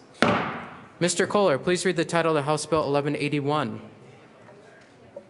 House Bill 1181, Representative Schaefer, also Senator Kafal, concerning sunset review of the Nurse Physician Advisory Task Force for Colorado Health Care in connection with continuing the task force through September 1st, 2020. Representative Schaefer. Thank you, Mr. Chair. I move House Bill 1181 and ask for your support. This bill will continue the advanced practice nurse physician collaboration and the task force that will be looking at ways that nurses and physicians can improve their practice. You all know what a serious shortage of physicians we have, how much more responsibilities nurses are taking on, especially our advanced practice nurses, and especially in our rural areas. And I ask for your support on 1181. Is there further discussion on House Bill 1181? Seeing none, the question before us is the passage of House Bill 1181. All those in favor say aye. Aye. Opposed, no. House Bill 1181 passes. Mr. Kohler, please read the title of the House Bill 1185. House Bill 1185, Representative Kraft-Tharp, also Senator John, concerning the issuance of travel insurance policies. Representative Kraft-Tharp. Why, thank you, Mr. Chair. So, members, I move House Bill 1185 and the committee report. To the Business, Labor, Economic, and Workforce Development Committee report, Representative Kraft-Tharp. Thank you. So, basically, this bill changes the name of travel ticket sales insurance to travel insurance and creates a regulatory structure for travel insurance producers. The Business Committee passed an amendment to include a definition of travel retailer and that the Commissioner may take disciplinary action against insurance producer. Ask for an aye vote. Is there further discussion on the Business, Labor, Economic, and Workforce Development Committee report? Seeing none, the question before us is the adoption of the committee report. All those in favor say aye. Aye. Opposed, no. The committee report passes. To the bill, Representative Kraft-Tharp. Thank you. So 1185, as I said, basically creates a regulatory structure for travel insurance producers so that travel agents can sell travel insurance. I ask for an aye vote. Is there further discussion on House Bill 1185? Seeing none, the question before us is the passage of House Bill 1185. All those in favor say aye. Aye. Opposed, no. House Bill 1185 passes. Mr. Kohler, please read the title to House Bill 1195. House Bill 1195, Representative Giroux, also Senator Lambert, concerning the diversion of revenue collected by the Division of Insurance to cash funds. Representative Giroux. Thank you, Mr. Chair. I move House Bill 1195. There is no committee report. To the bill, Representative Giroux. Thank you, Mr. Chair. This bill, members, is just basically being run to upset you, and I ask for an aye vote. Is there further discussion on House Bill 1195? Seeing none, the question before us is the passage of House Bill 1195. All those in favor say aye. Can I get one aye? Aye? Okay. Opposed, no. House Bill 1195 passes. Madam Majority Leader. Thank you, Mr. Chair. I move to lay over House Bill 1282 and House Bill 1284 to the end of the calendar. Seeing no objection, House Bill 1282 and House Bill 1284 will be laid over at the request of the Majority Leader. Mr. Kohler, please read the title of the Senate Bill 80. Senate Bill 80 by Senator Grantham, also Representative Fields, concerning elimination of the list of certain additional qualifications that apply to property valuation appeal arbitrators. Madam Speaker Pro Tem. Thank you, Mr. Chair. I move Senate Bill 80. To the bill, Madam Speaker Pro Tem. Thank you, Mr. Chair. Members, this is just a good government efficiency bill. Basically, it removes some of the requirements for those who are auditors. I urge and I vote. Is there further discussion on Senate Bill 80? Seeing none, the question before us is the passage of Senate Bill 80. All those in favor say aye. Aye. Opposed, no. Senate Bill 80 passes. Mr. Kohler, please read the title of the House Bill 1280. House Bill 1280 by Representative Dorr, also Senator Schwartz, concerning limits on liability for agritourism. Representative Dorr. Thank you, Mr. Chair. I have a committee report. So I move House Bill 1280 in the House Committee on Judiciary report. To the Judiciary Committee report, Representative Dorr. Thank you, Mr. Chair. The Judiciary Committee report ran an amendment which clarified some language as well as reintroduced some language that made everybody, all the stakeholders, happy. And we were able to go forward once all that language was complete. And I ask for a yes vote. Representative Giroux. Thank you, Mr. Chair. So Representative Dorr, will this make me happy? Representative Dorr. I don't know if that's ever possible, Representative Giroux. Is there further discussion on the Judiciary Committee report? Seeing none, the question before us is the adoption of the Judiciary Committee report. All those in favor say aye. Opposed, no. The Judiciary Committee report passes. To the bill, Representative Dorr. Thank you, Mr. Chair. Members, what this bill does, I'll start off by saying what it doesn't do. It doesn't change the laws. It doesn't make negligence any less of a level of civil liability. What it does do is it changes the terminology from agricultural recreational activity to ag tourism. It expressly removes medical and retail marijuana from the ag tourism activities, and it singles out that independent contractors are not defined under facility personnel for the purposes of the limited liability.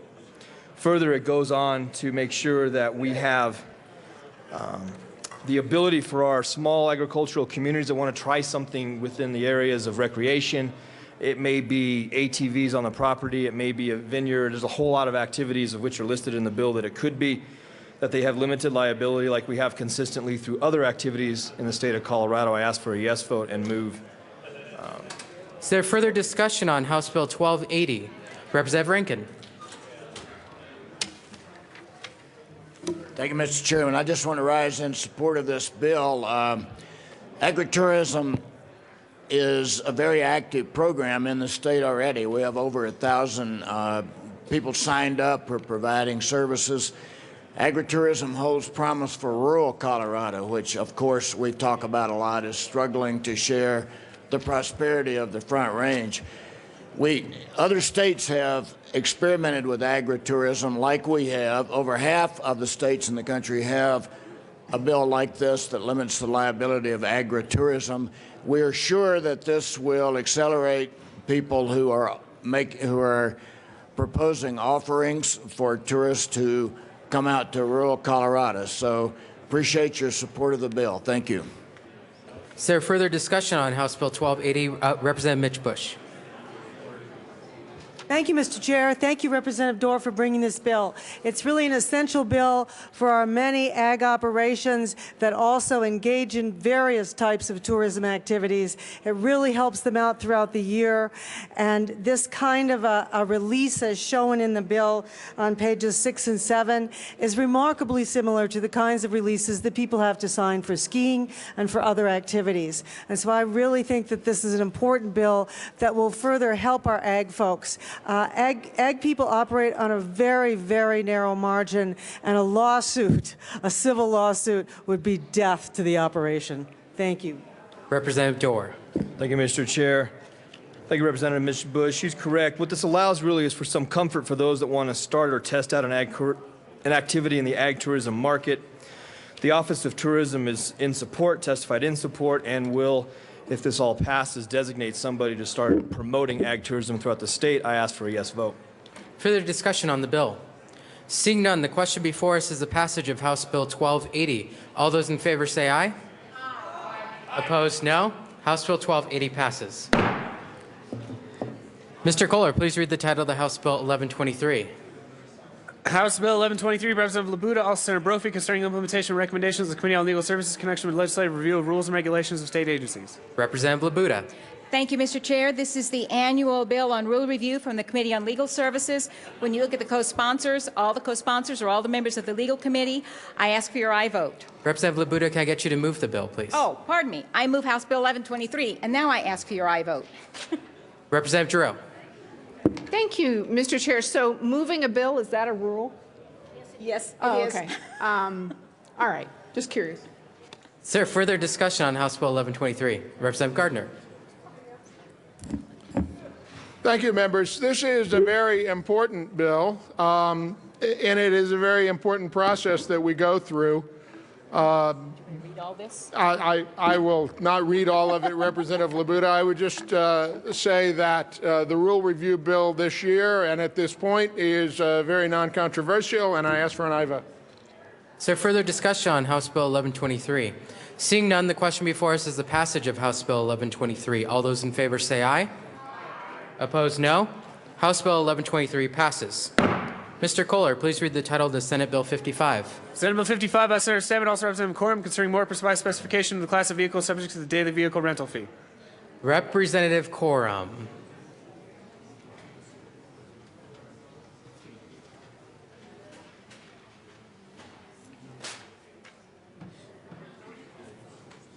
Representative Quorum. Thank you, Mr. Chairman. I move Senate Bill 55. To the bill, Representative Quorum. Thank you. This is a bill that when the FASTER legislation passed a few years ago, we had a situation where some leasing and some rental vehicles were subject to double taxation. I know JBC looked at this a couple of years ago. We had a bill last year, ended up with a task force, and this is the fix. I ask for a yes vote. Representative Tyler. Thank you, Mr. Chair. And I would say as a modification to the FASTER bill, I am so glad to be able to support a bill that does that and straightens things out for FASTER. Vote yes. Good bill. Is there further discussion on Senate Bill 55? Seeing none, the question before us is the passage of Senate Bill 55. All those in favor say aye. Opposed, no. Senate Bill 55 passes.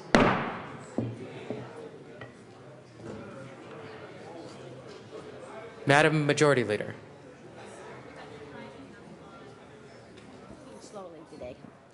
Thank you, Mr. Chair. I move the committee rise and report. Seeing no objection, the committee will rise and report.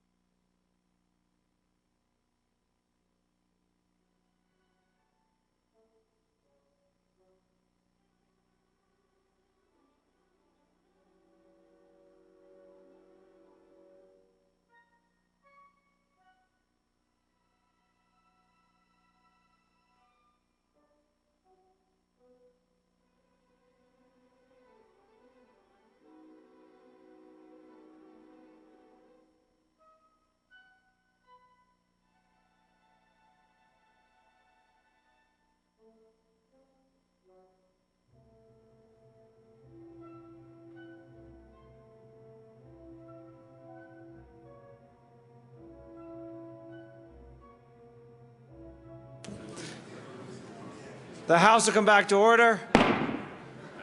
Mr. Kohler, please read the report of Committee of the Whole. Mr. Speaker, Committee of the Whole begs leave reports under consideration following attached bills being second reading, makes following recommendations thereon. House Bills 1046 amended, 1123, 1131 amended, 1136 amended, 1149 amended, 1176, 1181, 1185 amended, 1195, 1216 amended, 1280 amended. Passed on second reading in order of gross placed on calendar for third and final passage. Senate Bills 55 and 80 passed on second reading in order of revised placed on calendar for third and final passage. Representative Moreno. You've heard the motion. There are amendments at the desk. Mr. Kohler, please read the Del Grosso amendment to the report of the Committee of the Whole. Representative Del Grosso moved to amend the report of the Committee of the Whole to reverse the action taken by the committee in not adopting the following Del Grosso Amendment L001 to House Bill 1176 to show that said amendment passed and that House Bill 1176 as amended passed. Mr. Minority Leader. Thank you, Mr. Speaker. I move the Del Grosso Amendment to the Committee of the Whole. To the amendment. Thank you, Mr. Speaker. Members, we're kind of joking around about this a little bit when it was coming through, but the reality is this would stop a program if it's deemed ineffective. This doesn't shut the program down now. The audits still continue. But if they do the audit and they find that the program is not effective in meeting its stated goals, clearly states it there on the amendment, it will discontinue the program. Now we've heard that, well, this should take a bill, this should be its own deal, whatever that is. This still is a part of the process. This, we all vote on it, it would go onto a bill, and it would still move through the process just like everything else. The reality is it just states that if a program is deemed ineffective and is not meeting its stated goals, there's no reason to keep it around. There's no reason to waste the audit committee's time. There's no reason we need to waste resources on something that is ineffective. This simply will state when they continue their audits, but if at any time they find it's not effective, it gets rid of the program. I urge an aye vote. Representative Bryden. Thank you, Mr. Speaker. And again, I urge a no vote on this amendment. Members, I guess I'm not in favor of having the state auditor, as great a job as they do, deciding which programs go or stay. This should be up to the legislature to decide, perhaps based on audit findings, which is what we normally do. If we find something in an audit that requires legislation, then we run a bill and we pass it. So members, please, no on this amendment. Mr. Minority Leader. Thank you, Mr. Speaker. And that's exactly my point. We are the legislature, and we're telling the audit committee, and we're legislating that if something is ineffective, we're getting rid of it. The audit, they're not telling us to get rid of the program. We're voting on to get rid of the program if it's deemed ineffective and it's not meeting its stated goals. We heard about, well, we got to worry about the unintended consequences. What are the unintended consequences of keeping a program around that's ineffective and not meeting its goals? This is simple, plain, common sense government that gets rid of something if it's ever deemed ineffective and not meeting its goals. I urge an aye vote. Seeing no further discussion, the question for the House is the passage of the Del Grosso Amendment to the report of the Committee of the Whole. Mr. Kohler, please open the machine and members proceed to vote.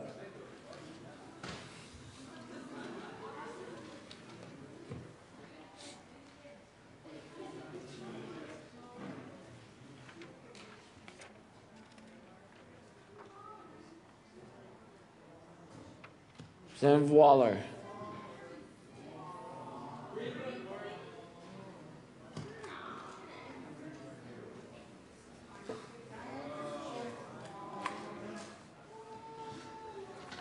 Representative Waller.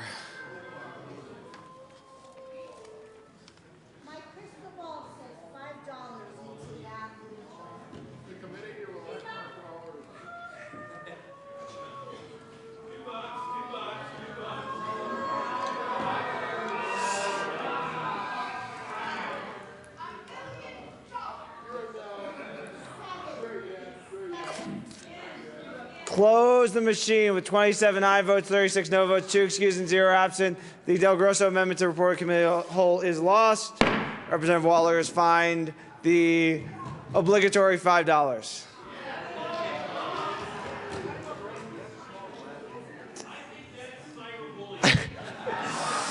Speaking of that, Mr. Kohler, can you please read the Gardner Amendment to the report of the Committee of the Whole? Representative Gardner moved to amend the report of the Committee of the Whole to reverse the action taken by the committee in not adopting the following Gardner Amendment L006 to House Bill 1131 to show that said amendment passed and that House Bill 1131 as amended passed.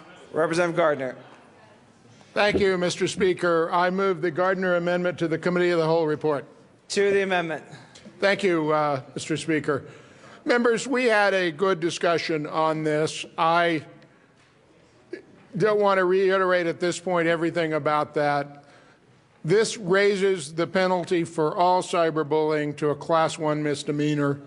That seems to me to be the appropriate approach to cyberbullying.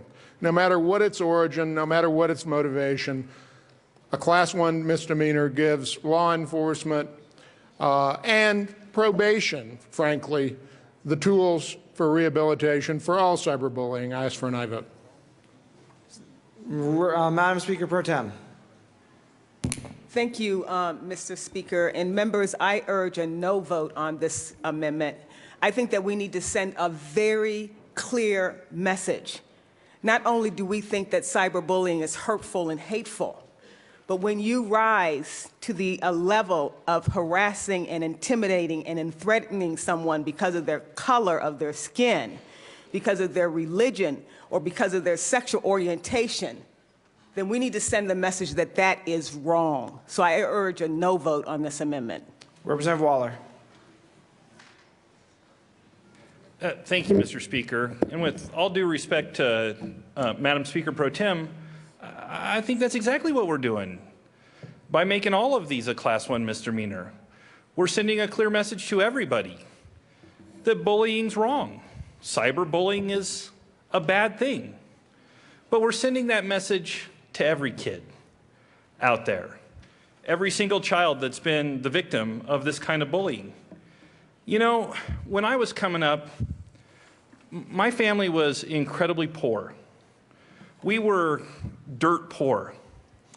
And I'll tell you, I suffered, you know, the same kind of bullying every kid gets in school. But I'm here to tell you this. I had no more ability as a 10-year-old kid to change my circumstance in poverty than I had to change my race or to change my religion. It just wasn't within my power or opportunity to do that. And for the life of me, I cannot understand why the child that has no ability to change their circumstance because they're poor is treated differently. All this amendment does, members, is treats every single kid in Colorado that suffers this kind of bullying the same way. It just makes sense. I think it's an absolute no-brainer to vote yes on the Gardner amendment to the report of the Committee of the Whole, because I think we need to send that message to Colorado kids that we're going to treat them all equally and we're going to treat them the same. And we're going to tell every single kid in the state of Colorado that bullying of this nature is inappropriate. Representative McNulty. Thank you, Mr. Speaker. Thank you, Representative Gardner. Thank you, Representative Fields. If this amendment is adopted, a clear message will be sent. If this amendment fails, this body will have sent a mixed message.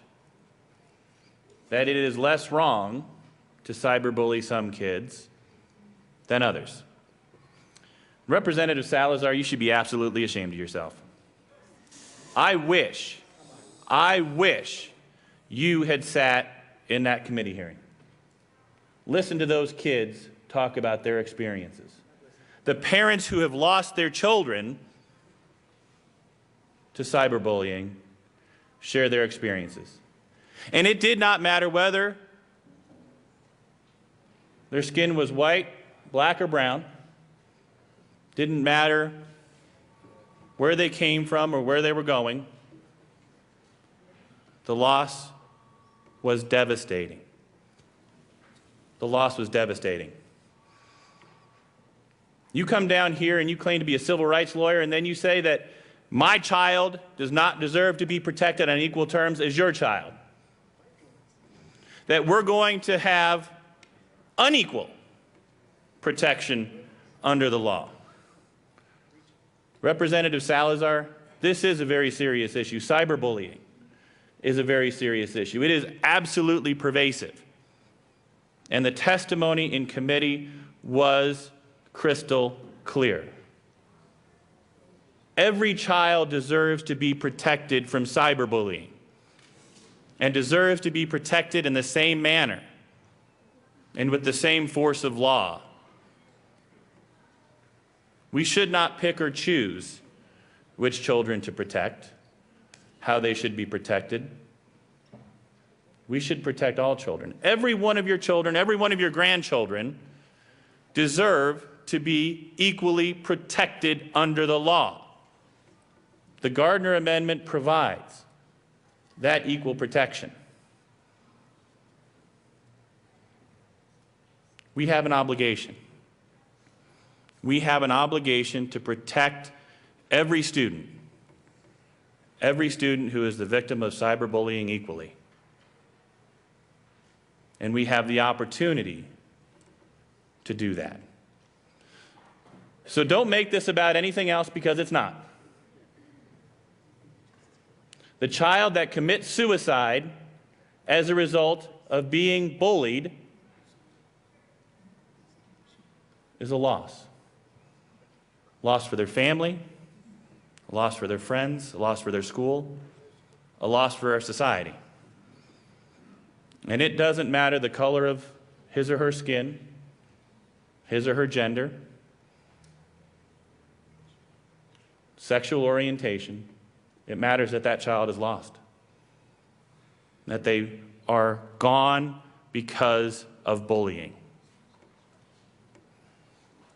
I don't know why there is such rabid objection to this amendment. Where do the roots come from that have brought us to the point where we're arguing about protecting some children more than others, providing a higher level of prosecution? If a child is gone, a child is gone. The devastation is no less relevant to the family that's lost that child. The prosecution should be the same. We should provide equal protection under the law for every victim of cyberbullying, and we do that by adopting Representative Gardner's amendment. Mr. Assistant Majority Leader.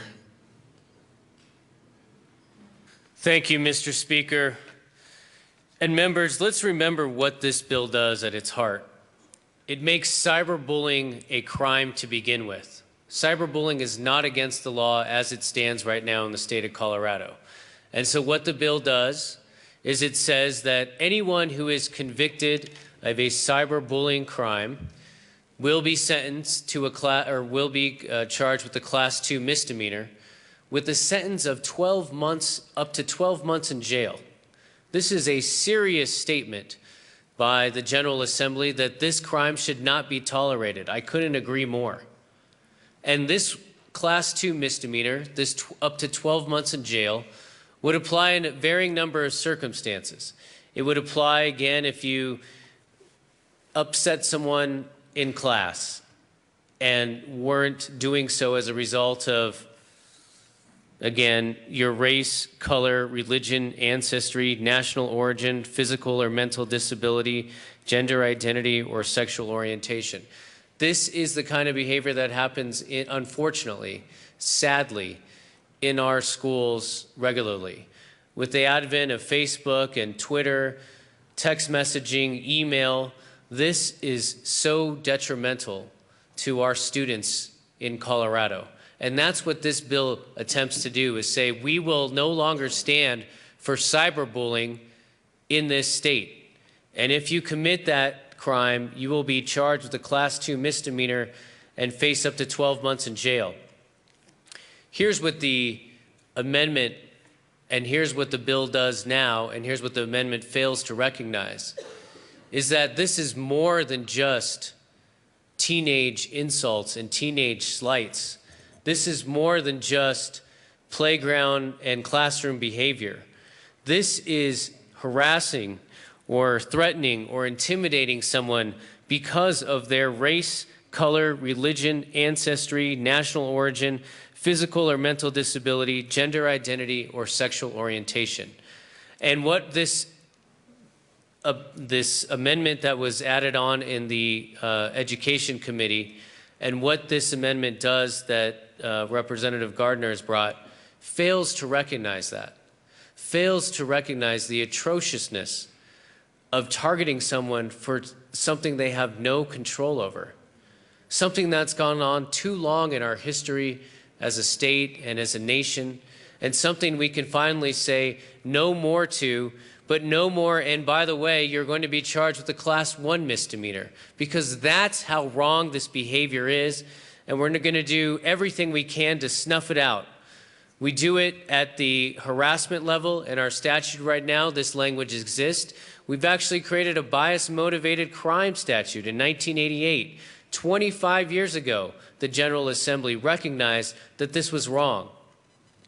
And so this is simply a continuation of what we've done, recognizing that this type of behavior is not acceptable in our classrooms. It's not acceptable via text, via Twitter, via Facebook, via any kind of cyberbullying mechanism.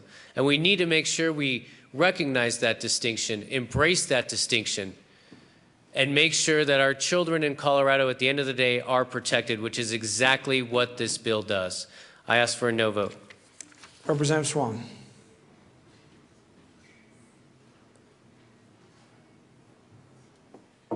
Thank you, Mr. Speaker. I ask for a yes vote on the amendment. You know, in my opinion, it's simply a matter of treating all kids the same. And I think that's the ideal of our society. And to begin parsing out certain groups and giving them either favorable or unfavorable treatment. I know Representative Pabon mentioned the unfavorable treatment, unequal treatment. Well, this is the other side of that coin. And I know we've heard some very eloquent speeches on that. That this issue, this amendment today, I appreciate that. Representative Fields, I appreciate your carrying the bill. But I think, you know, it's time to get beyond dividing our society over and over and over again into smaller and smaller groups and just say, hey, we're all Americans. The Constitution says let's treat everybody alike. So I urge a yes vote on the amendment. Thanks. Representative Tyler. Thank you, Mr. Speaker, and I rise in opposition to this amendment. You know, I don't think we treat all kids the same today, and I don't think we treated all kids the same back in the mid-'60s when I was in high school. You know, I wasn't cyberbullied in high school, obviously, back then, but as a member of the debate team and as an audiovisual guy and somebody that went on the sports teams, I took a lot of grief. But I kind of had the opportunity to make my way and make something happen there. But I did take a lot of grief. As a matter of fact, when it was revealed at the senior assembly that I was the sports editor for the yearbook, everybody laughed, you know. That wasn't fun then. But, you know, there were maybe 2 families in our school who were people of color. And when they walked in the door, they were bullied. When they just walked in the door because they were different in this homogeneous Minnesota high school, they were bullied. And I don't think that's changed very much today. And I think those kids are not treated the same because they're different, because their difference is an inherent characteristic of who they are. And I think, you know, we need to recognize that. We need to recognize we are not yet a perfect union. We are not yet a perfectly colorblind society. And we need to recognize that and act accordingly. And I hope you oppose this amendment. Thank you. Is there further discussion? Representative Duran. Thank you, Mr. Speaker, and I rise in opposition to this effort. I think it is very important that we do embrace the distinction that is there, that is consistent with other laws and that is currently in this bill. What type of message are we sending to kids if we say that when the kids are discriminated against because of their race or because of their gender identity or sexual orientation? What type of message are we sending if we adopt this? The distinction in the law needs to be embraced, and the distinction is one with merit. What type of message are we sending to those kids who may be discriminated against because of their race? What type of message are we sending to those kids who may be bullied because of their sexual orientation? What type of message are we sending to those kids who may be bullied because of their national origin or physical or mental disability? I ask for a no vote. Representative McLaughlin. Thank you, Mr. Speaker. Members, there are many good intentions behind this bill, but I want to point out a couple problems with it and speak in favor of the amendment. As a former prosecutor, I can understand completely the difficulties that a prosecutor would face in terms of distinguishing between all cyberbullying being Class 1 misdemeanor and the elements of the things that you'll have to prove.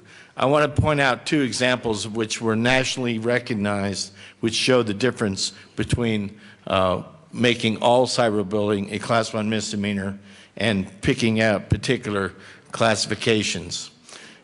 And we all know the story in New York of the Irish immigrant girl who was bullied by her classmates, cyberbullied, personally bullied, and she committed suicide. There was a similar case in Texas. I think it's within the last 5 years. This girl only made the mistake of attempting to become a cheerleader in a highly competitive cheerleader district. And the cheerleaders turned against her, and she committed suicide. She would not be a Class 1 misdemeanor. So I think this amendment, in my opinion, is a good one. I do believe that we should look at the issues which are raised in the enhancement penalty phase of the crime, so that if it is a hate crime as opposed to just a general cyberbullying without specifics, that we can recognize those interests. But I would urge to adopt this amendment, and hopefully we can come up with a better system, because I don't think, and I have gravest respect for Representative Fields and the Speaker and Representative Salazar. Their interests need to be understood and recommended in the statute. But to distinguish between cyberbullying generally and specific types of cyberbullying as an element of a crime is not a wise idea. So I would urge the adoption of this amendment. Representative Buckner. I rise in support of this. I rise in opposition to this amendment, based on just my position that everyone has a race, including white as a race, and that if that is used in the bullying, I see that as an enhancement. I just don't understand the difference between race being used, no matter what the person's race is. And I want it noted that everyone has a race, not just an ethnicity, but a race. And in this country, race is an important factor that should be considered by, in every regard, but it should not lead to the kinds of bullying that we're talking about. And so if there is racial intimidation used in bullying, then I think that's an enhancement. We've done it in enhanced sentencing, in lots of other laws. I think that's true now. It doesn't eliminate anyone from having race as part of their designation. It's not like the only people who have race in this nation are people of color. Everyone has a race, and we need to recognize that. Representative Wilson.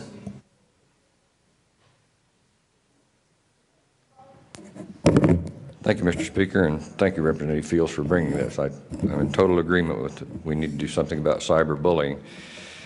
And I, too, could get up here and tell you about being bullied. I wasn't always as massive as I am now. I was tall and skinny and knock-kneed and looked like a refugee. And some of you may be old enough to remember high-water pants. I got harassed about that a little bit myself. I find it really ironic that we come up here and we see members of other races and backgrounds and so forth arguing over this amendment. And it's still about being treated equally. Plain and simple. It's about being treated equally. I would have loved to have had someone to intervene on my behalf. When I wasn't tough enough, Representative Salazar, I didn't have the massive build at that time to fight my way to and from home. Couldn't do it. Couldn't do it. So who's there to advocate for me? But let's fast forward a few years. As a school administrator, I shudder to think if I would have to have sat in my office as a principal or a superintendent of schools and tried to determine who I should punish more or less because of cyberbullying. I'm pretty simple. You violate the rule, you pay the price. I don't care whether you're white, whether you're black, what your religion is, whether you're tall and skinny, whether you're short and squatty. I don't care. If you're cyberbullying, you're going to pay the price, and the hammer would drop. And that's why I support this amendment, because it's simple, folks. If you cyberbully, you're guilty. I don't care why. And I don't think I should give less of a penalty to someone who's cyberbullied because of Category A or Category B. And quite frankly, if you want to know what I really think about this, I don't think the penalty is heavy enough. As a school administrator, it's one of these. Treat them the same. Don't slap one on the hand and one on the behind. I'm in support of this amendment. Thank you. Representative Landgraf.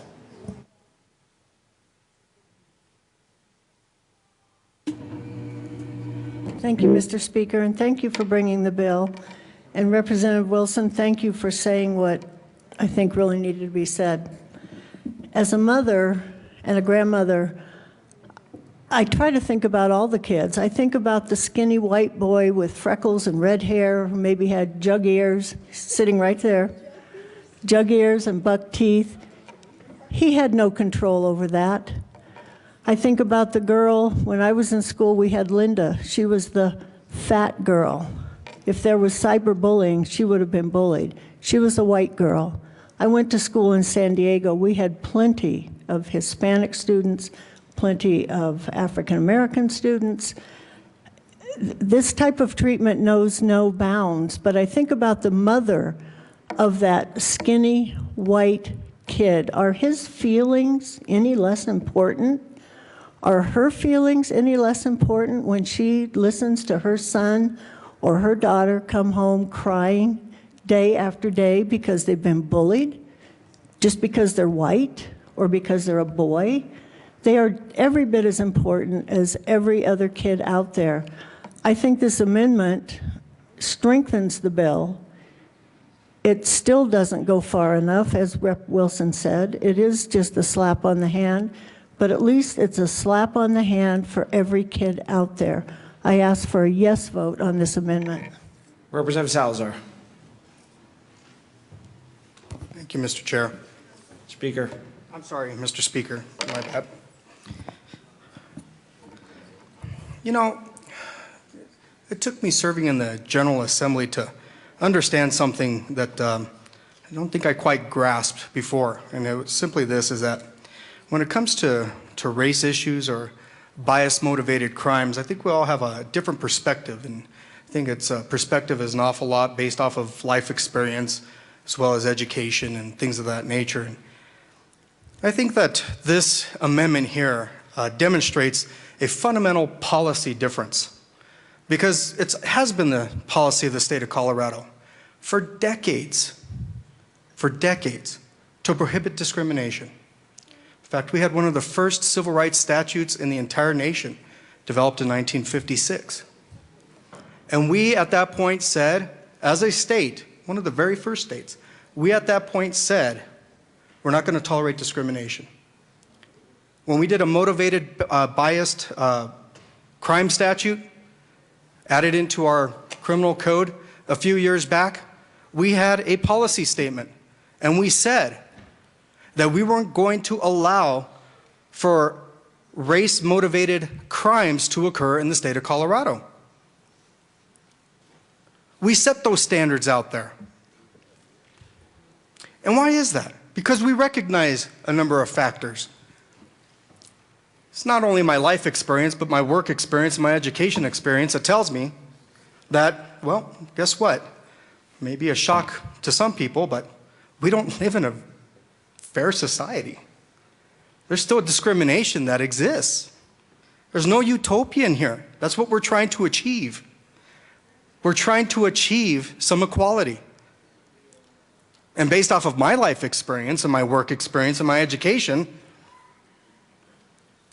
I've researched this stuff. We've seen it through the iNews report on the losing ground when we take a look at how minorities are treated differently than the general population. This amendment here, and I have a high degree of respect for Representative Gardner. I turn to him quite a bit when it comes to policy discussions. But this amendment here fails to recognize where we stand as a state, where we have set our policies as a state, where we said that we were not going to go back, that we were going to stand our ground and say no to discrimination. This isn't about the fact that, well, hatred is hatred. Yes, hatred is hatred. But there are degrees of hatred that we see. There are facets of hatred that we see. And it's the policy of the state of Colorado to say no to the facet of discrimination. That if you're going to cyberbully somebody and you're going to use their race, or you're going to use their national origin, or you're going to use their disability or their sexual orientation, if you're going to do that, it has been the policy of this state for decades to say no to it. And that there will be an enhancement if that's the direction that you want to go. And why is that? Why do we set that policy? So that way we can reach that more perfect union. Otherwise, if you just want to take a look at everything colorblind, well, you're not going to recognize the inherent inequality in our society. I ask for a no vote on this, and I ask for it respectfully, because I have a high degree of respect for Representative Gardner. But I ask for a no vote on this. Thank you. Representative Stevens. Representative Gardner. Thank you, Mr. Speaker, and I appreciate your indulgence. I wanted to respond to my friend and colleague, Representative Salazar, and I respect you as well. And you are right that our life experience perhaps causes us to take different public policy views. There is nothing about this amendment that abrogates or denigrates or minimizes our past strong policy stance in Colorado against discrimination. Quite the contrary. I understand we may not agree about that, but this is not about whether it is okay to discriminate on the basis of immutable characteristics or not, or whether we're going to condemn it as a state. We do. This is about a very rampant, pernicious problem of young people in our schools, and it is motivated by hate. And I urge you not to make a distinction or to try to determine what the seeds of that hate are when it comes to choosing whether that's a Class 1 or a Class 2 misdemeanor. I mean, we've engaged in a discussion here that I don't want to mischaracterize the arguments, but they seem to me to be that some forms of hate, some motivation for hate merits a different punishment than other motivations for hate. And I'm making a plea to you based on my own life experience and my 30 years as a lawyer representing people who have been discriminated against, and in discrimination cases and in rights cases based on their gender identity, based on their race. I, too, Representative Salazar, represent and have represented people in those situations. And I'm making a plea to you, don't send prosecutors down the road of saying, okay, I've got cyberbullying, now let me see here. Is it cyberbullying for one of these impermissible reasons, or is it cyberbullying for one of these more permissible reasons? Really? And the argument has made, well, our policy in Colorado has been for decades that we have different levels of murder, not simply aggravators, not simply different sentencing, because I would be the first to say that when judges sit and sentence, they ought to consider all factors, and some are more heinous than others in those circumstances. But don't send us down the road of saying that some hate is less deserving of punishment than other hate. That don't send us down the road of saying to a family, as Representative McNulty so eloquently put it, I did not have the privilege of hearing this testimony. Families have lost their children as a result of cyberbullying.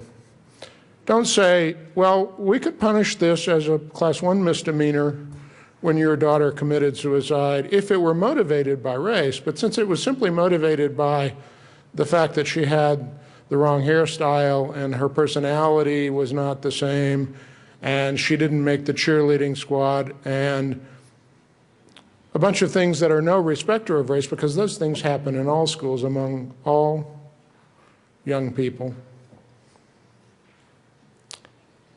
In a very aggravated case of cyberbullying, don't say, well, gee whiz, that's not aggravated enough. It was motivated by the fact that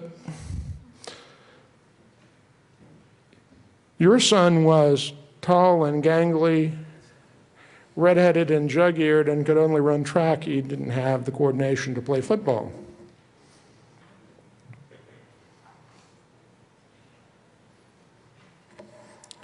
Mr. Speaker, you were eloquent in your description and compelling.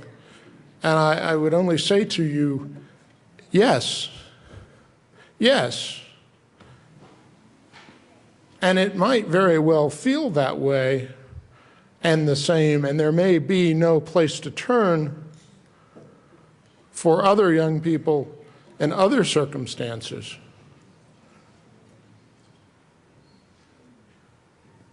We should not either elevate or de-escalate, treat differently these forms of hate. This, Madam Speaker Pro Tem, your bill is so important because this has become such a serious problem, but it is so important for every child and whatever the motivation, so much so that we ought to simply, as a matter of state policy, call it what it is in all cases and have the courage to do that and not say, well, you know, maybe it's motivated by this, that's Class 1, and if it's motivated by that, it's Class 2.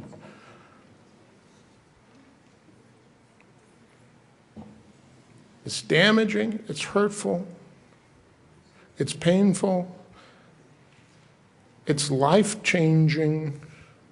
As you've heard the stories here from the speaker, from others, it affects people the rest of their lives, and it happens and we all know it. And it reaches the point, as Representative McNulty talked about the testimony, it reaches the point with some children that it causes them to take their life. And when that happens, let's not say, well, the motivation was that you were in the wrong clique or not in the clique or had the wrong shoes, or as Representative Waller said, you were dirt poor.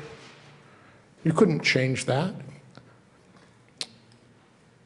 That is why this amendment is good. We ought to turn our back on all cyberbullying for whatever reason. It is hate motivated, and hatred in all its forms, for all its reasons, is the same and wrong. Representative Singer. Thank you, Mr. Speaker. And I'm not sure which gangly redheaded kid they were talking about, but I also ran track and fortunately was never really bullied the way that bullying happens now. When I was in school, in high school, middle school, elementary school, we did have something like the internet, but it was on those loud dial-up modems, and I think probably the only person that can speak directly to this new generation of bullying in this body is Representative Moreno. But the difference in this amendment, and the reason that we're talking about cyberbullying, is the difference in the bullying that happened because I was a tall and gangly kid, or because I was Jewish, or because of other characteristics. The difference is now is when you go home, it used to end. Now you've got email, and the Facebook doesn't turn off. And to this amendment specifically, and why you should vote no on this amendment, those things don't turn off, just like your other characteristics here, like your color, or your religion, or your ancestry, or your national origin or sexual orientation. Those things don't turn off. And honestly, I don't know whether it's harder or easier for a kid to be bullied based on this or something else. But the fact of the matter is when you are bullied because of your religion, because you're a Christian, or because you're a Jew, or because you're black, or because you're white, and there are no distinctions in the bill for those differences in color or differences in religion. It's all religions and all colors and all races. When those things happen, I don't know whether it's worse for the victim, but I know it's worse for the community, because it doesn't turn off for the community either. When we still have organizations like the Anti-Defamation League and the NAACP, because there's a chilling effect that happens not only to the victim but to the entire community when somebody is discriminated or bullied based on their race or religion, and that's why we need this aggravating factor. I completely agree that it does not make a difference. Child suicide is a child suicide, but the effect that it has on that community, because we know that kid committed suicide because they were discriminated because they were Christian or Jewish or black or white, the chilling effect that it has on those other kids that are still alive and are afraid of the next text message or email or Facebook or private message or IM, all of those combined make this harder on that community and have a cumulative effect that we should, as a body, pay attention to. And that's why I encourage all of you to vote no on this amendment. Representative Stevens. Thank you, Mr. Speaker. I think everyone's education, your background, it's very important. We've heard that today, certainly experiences. But with all due, and it's important, it's why we vote here and how we vote, but it really doesn't matter because kids today are dealing with a whole new ball game. They're dealing with something that I never had to deal with and most of you never had to deal with. And I appreciate Representative Singer's comments, but the stats on bullying, the stats on cyberbullying actually spell a bit of a different story. Over half of kids are bullied, cyberbullied, over half. Now, I appreciate some of my colleagues to my left here, because they've said, hey, we want to support Rep. Gardner's amendment, which I agree with, and you allow a judge to do the determining or different determining factors of this case. But the majority of people, girls, are more likely to bully than boys, according to the cyber statistics. Bunch of mean girls. What are we going to do about that? I mean, mean girls are a way of life, and you see them in school, and many of these horrific stories have to do with girls or gangs or people who got together and thought it'd be great to bully. And it doesn't matter. All races are bullied, according to the cyber statistics. All races are bullied.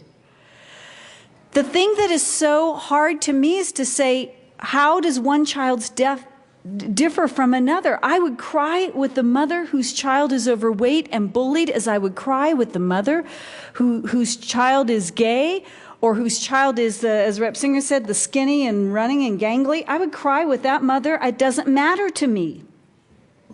What matters to me is I believe a judge will do the justice on that part. But this knows that this takes into account everybody and every circumstance. And frankly, these stats say we've got a whole lot more work to do. And if, you know, listen, as Rep. Singer said, we still have groups that forward on and soldier on in the area of education on these issues. But the fact is that all races are bullied. And the fact is that girls are more likely than boys to bully on cyberbullying. And so we have our work cut out for us.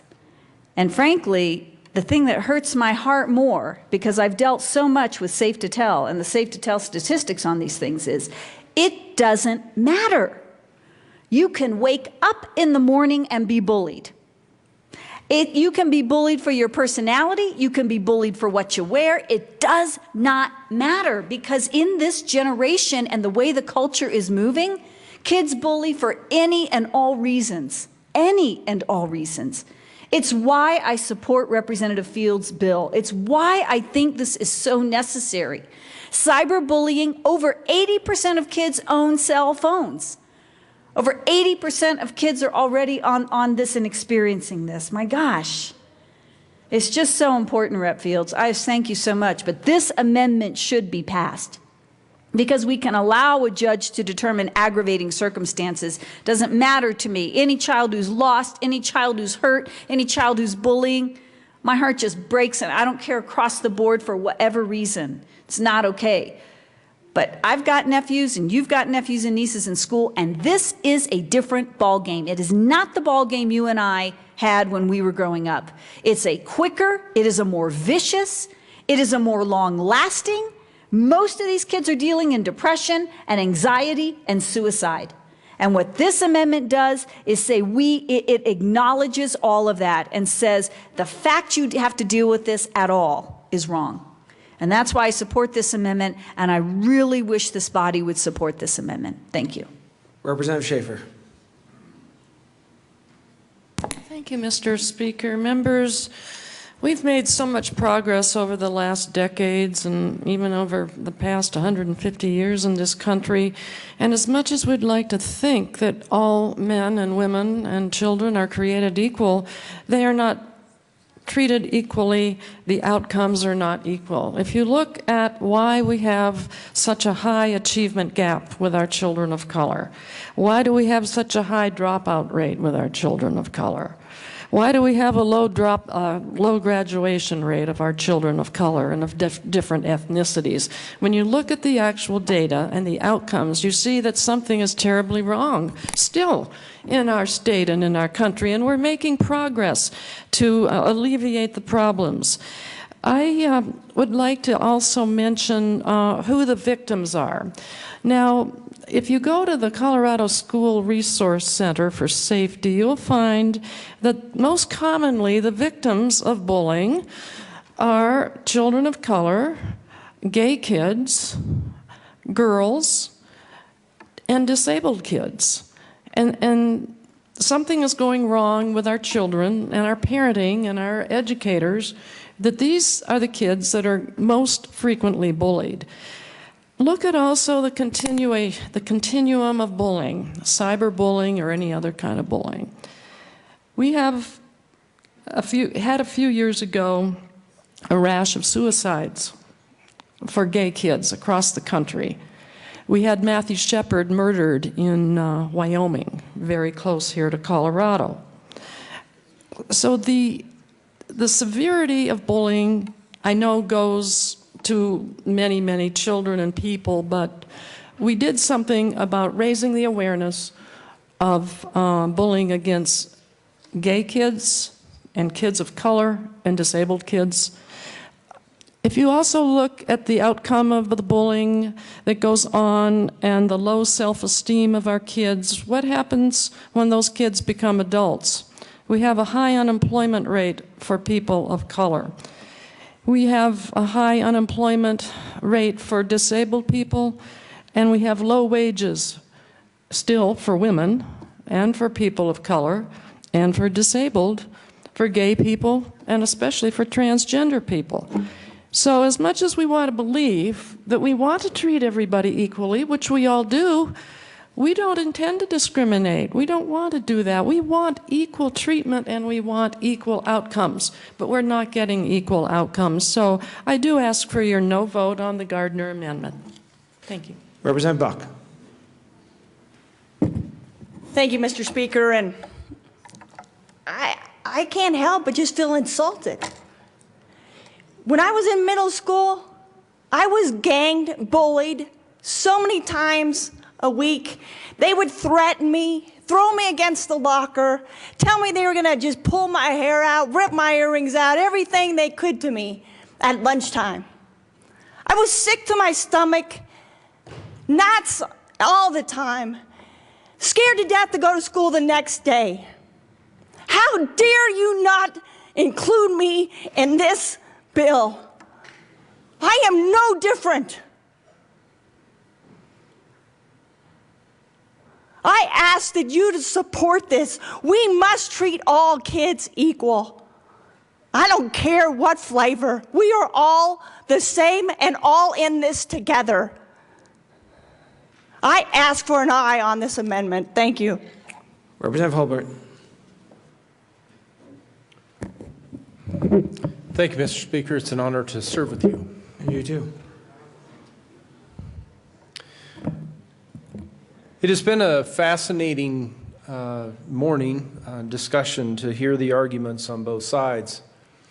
As I pointed out a few times this session, I'm encouraged not when there's compromise and one side gives up half of what it believes in for half of what it doesn't, but when people from opposite sides start to agree on something that is contentious. We've heard about kids who commit suicide.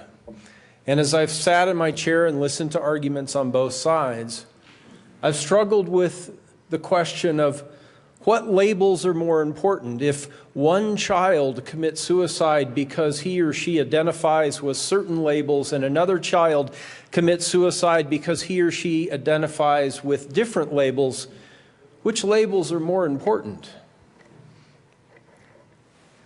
And I stick to the conclusion that it doesn't matter what those labels are. The fact is that 2 children have committed suicide and are no longer with us. I think it is troubling that some members of this chamber seem to be identifying and defending certain labels, when the reality is that a child who is brought to the point of suicide because of bullying is isolated. He or she is out there by him or herself alone. That's the problem. They're not out there saying, I'm going to take my life because I belong to these identity groups. I have these labels in my life. They're brought to that position because they think that no one cares, that they're out there by themselves. So what does this bill do without this amendment? It further isolates some kids more than others. It could cut either way. As Representative Buck just pointed out, it could be someone who doesn't have special protection without this amendment, and feeling that he or she is further violated, further isolated, because he or she is not part of the right groups, labels. That's wrong. It's our responsibility to represent the state of Colorado collectively, all 5.2 million people. It's our responsibility to remember that my sons are equal to your sons and daughters. That if we have a son or daughter who is brought to that point of isolation, not inclusiveness, not part of this group or that group, but if we put a son or daughter in a position through this type of bullying, this type of behavior, If we could stand there at that moment when they make that decision and make a difference, would it be because they're someone's son or daughter, or because they identify with one group more than another?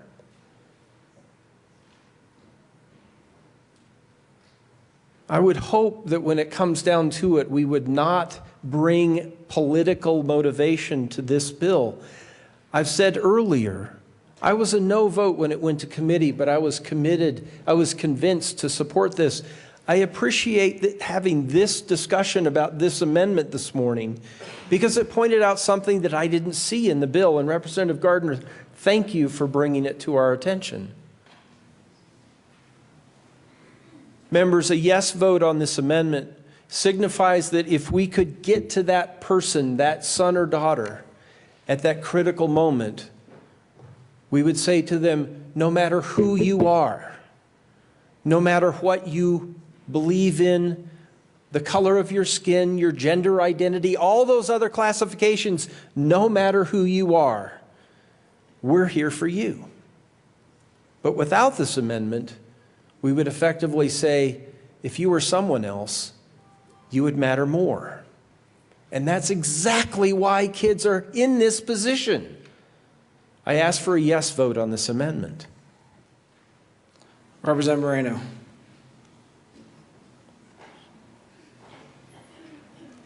Thank you, Mr. Speaker and members. It's not often I come down here to the well, but I feel obligated to come down as someone who falls under multiple labels. And for me, it's more than just about a label. It comes along with a whole lot of life experiences. A whole lot of experiences of not always being treated equally under the law or by other people. Representative Tyler put it really eloquently when he said, not all kids are treated the same. I wish they were, but they're not. I implore you to look at the classes of people that the enhanced penalties apply to. Race, color, religion, ancestry, national origin, physical or mental disability, gender identity, or sexual orientation. These are groups of people that feel the effects of bullying and discrimination every day. And sometimes it's not just them. It goes back generations. Their parents face the same discrimination. Their grandparents likely faced it, perhaps lost their lives because of who they were. That's why the enhanced penalties are there, because we should know better by now. These groups are still not entirely equal under the law. They're vulnerable. And that's why they deserve our utmost protection. Please vote no on this amendment. Is there any further discussion? Madam Speaker Pro Tem? Actually, should be the sponsor as the last word. Madam Speaker Pro Tem. Thank you, Mr. Speaker. Members, race matters. Race matters, as well as all the other protective classification. It matters. I know something about bullying. I was bullied last session. And I was bullied based on my race and my gender. And when young people are cyberbullied, just like I was, you don't get away from it. You see the terms on Facebook and Twitter, and they live on and on and on. It was racial intimidation was the way I was bullied. I was called the N-word repeatedly. and other kinds of things. Terms that were used to describe me, to bully me, to intimidate me.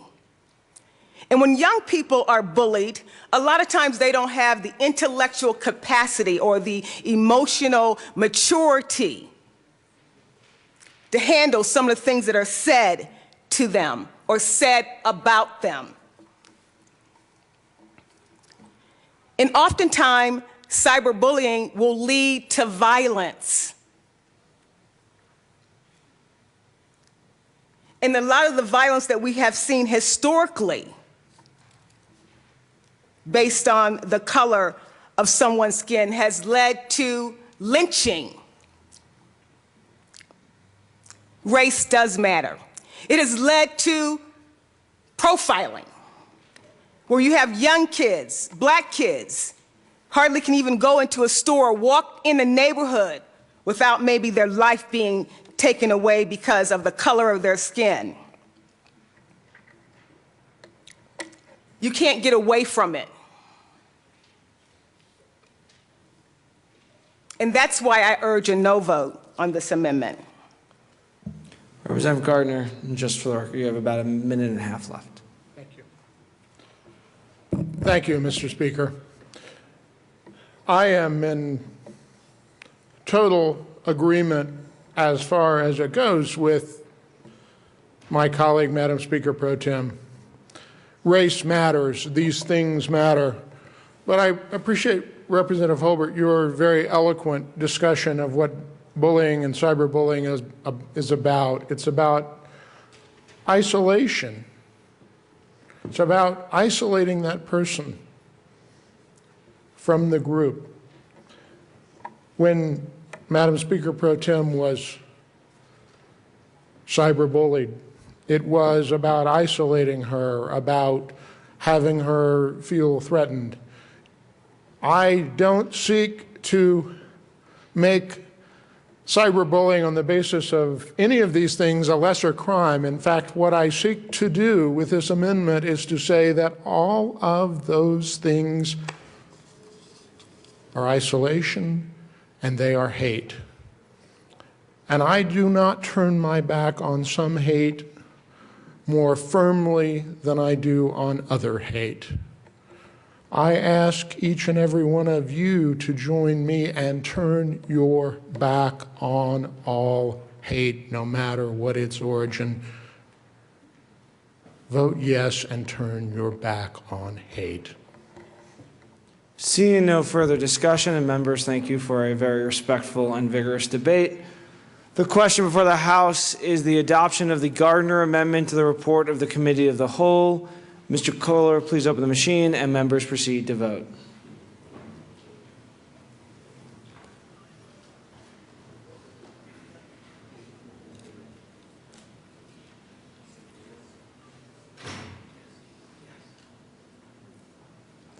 Representatives Becker, Garcia, and Gardner.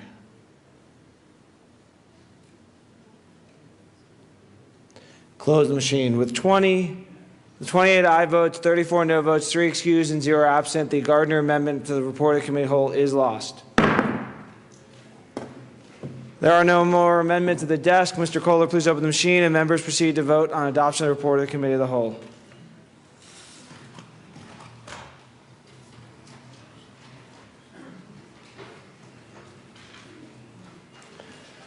Representatives Becker, Kraft, Darp, and Landgraf.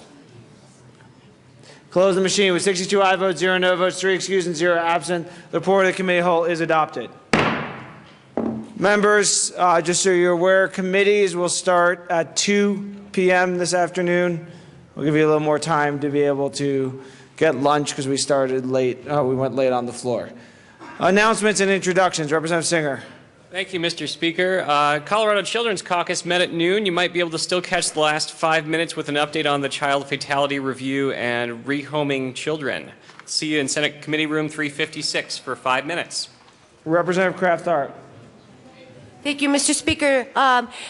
Members, hopefully you were able to welcome the CASA members, the court-appointed special advocates for the CASA Day at the Capitol. There were 1,691 CASA volunteers in Colorado. I think they were all here this morning calling us out, so thank you.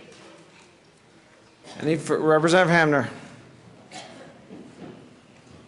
Thank you, Mr. Speaker. Education Committee members, we have one bill on our calendar today, Senate Bill 149, so we'll discuss that in our usual place today at 2. Madam Majority Leader. Thank you, Mr. Speaker. I move the House stand in recess until 1 p.m. this afternoon, at which point we will adjourn until 9 a.m. tomorrow morning, March 11. Seeing no objection, the House will stand in recess for 4 minutes, or maybe a little longer. The House is in recess.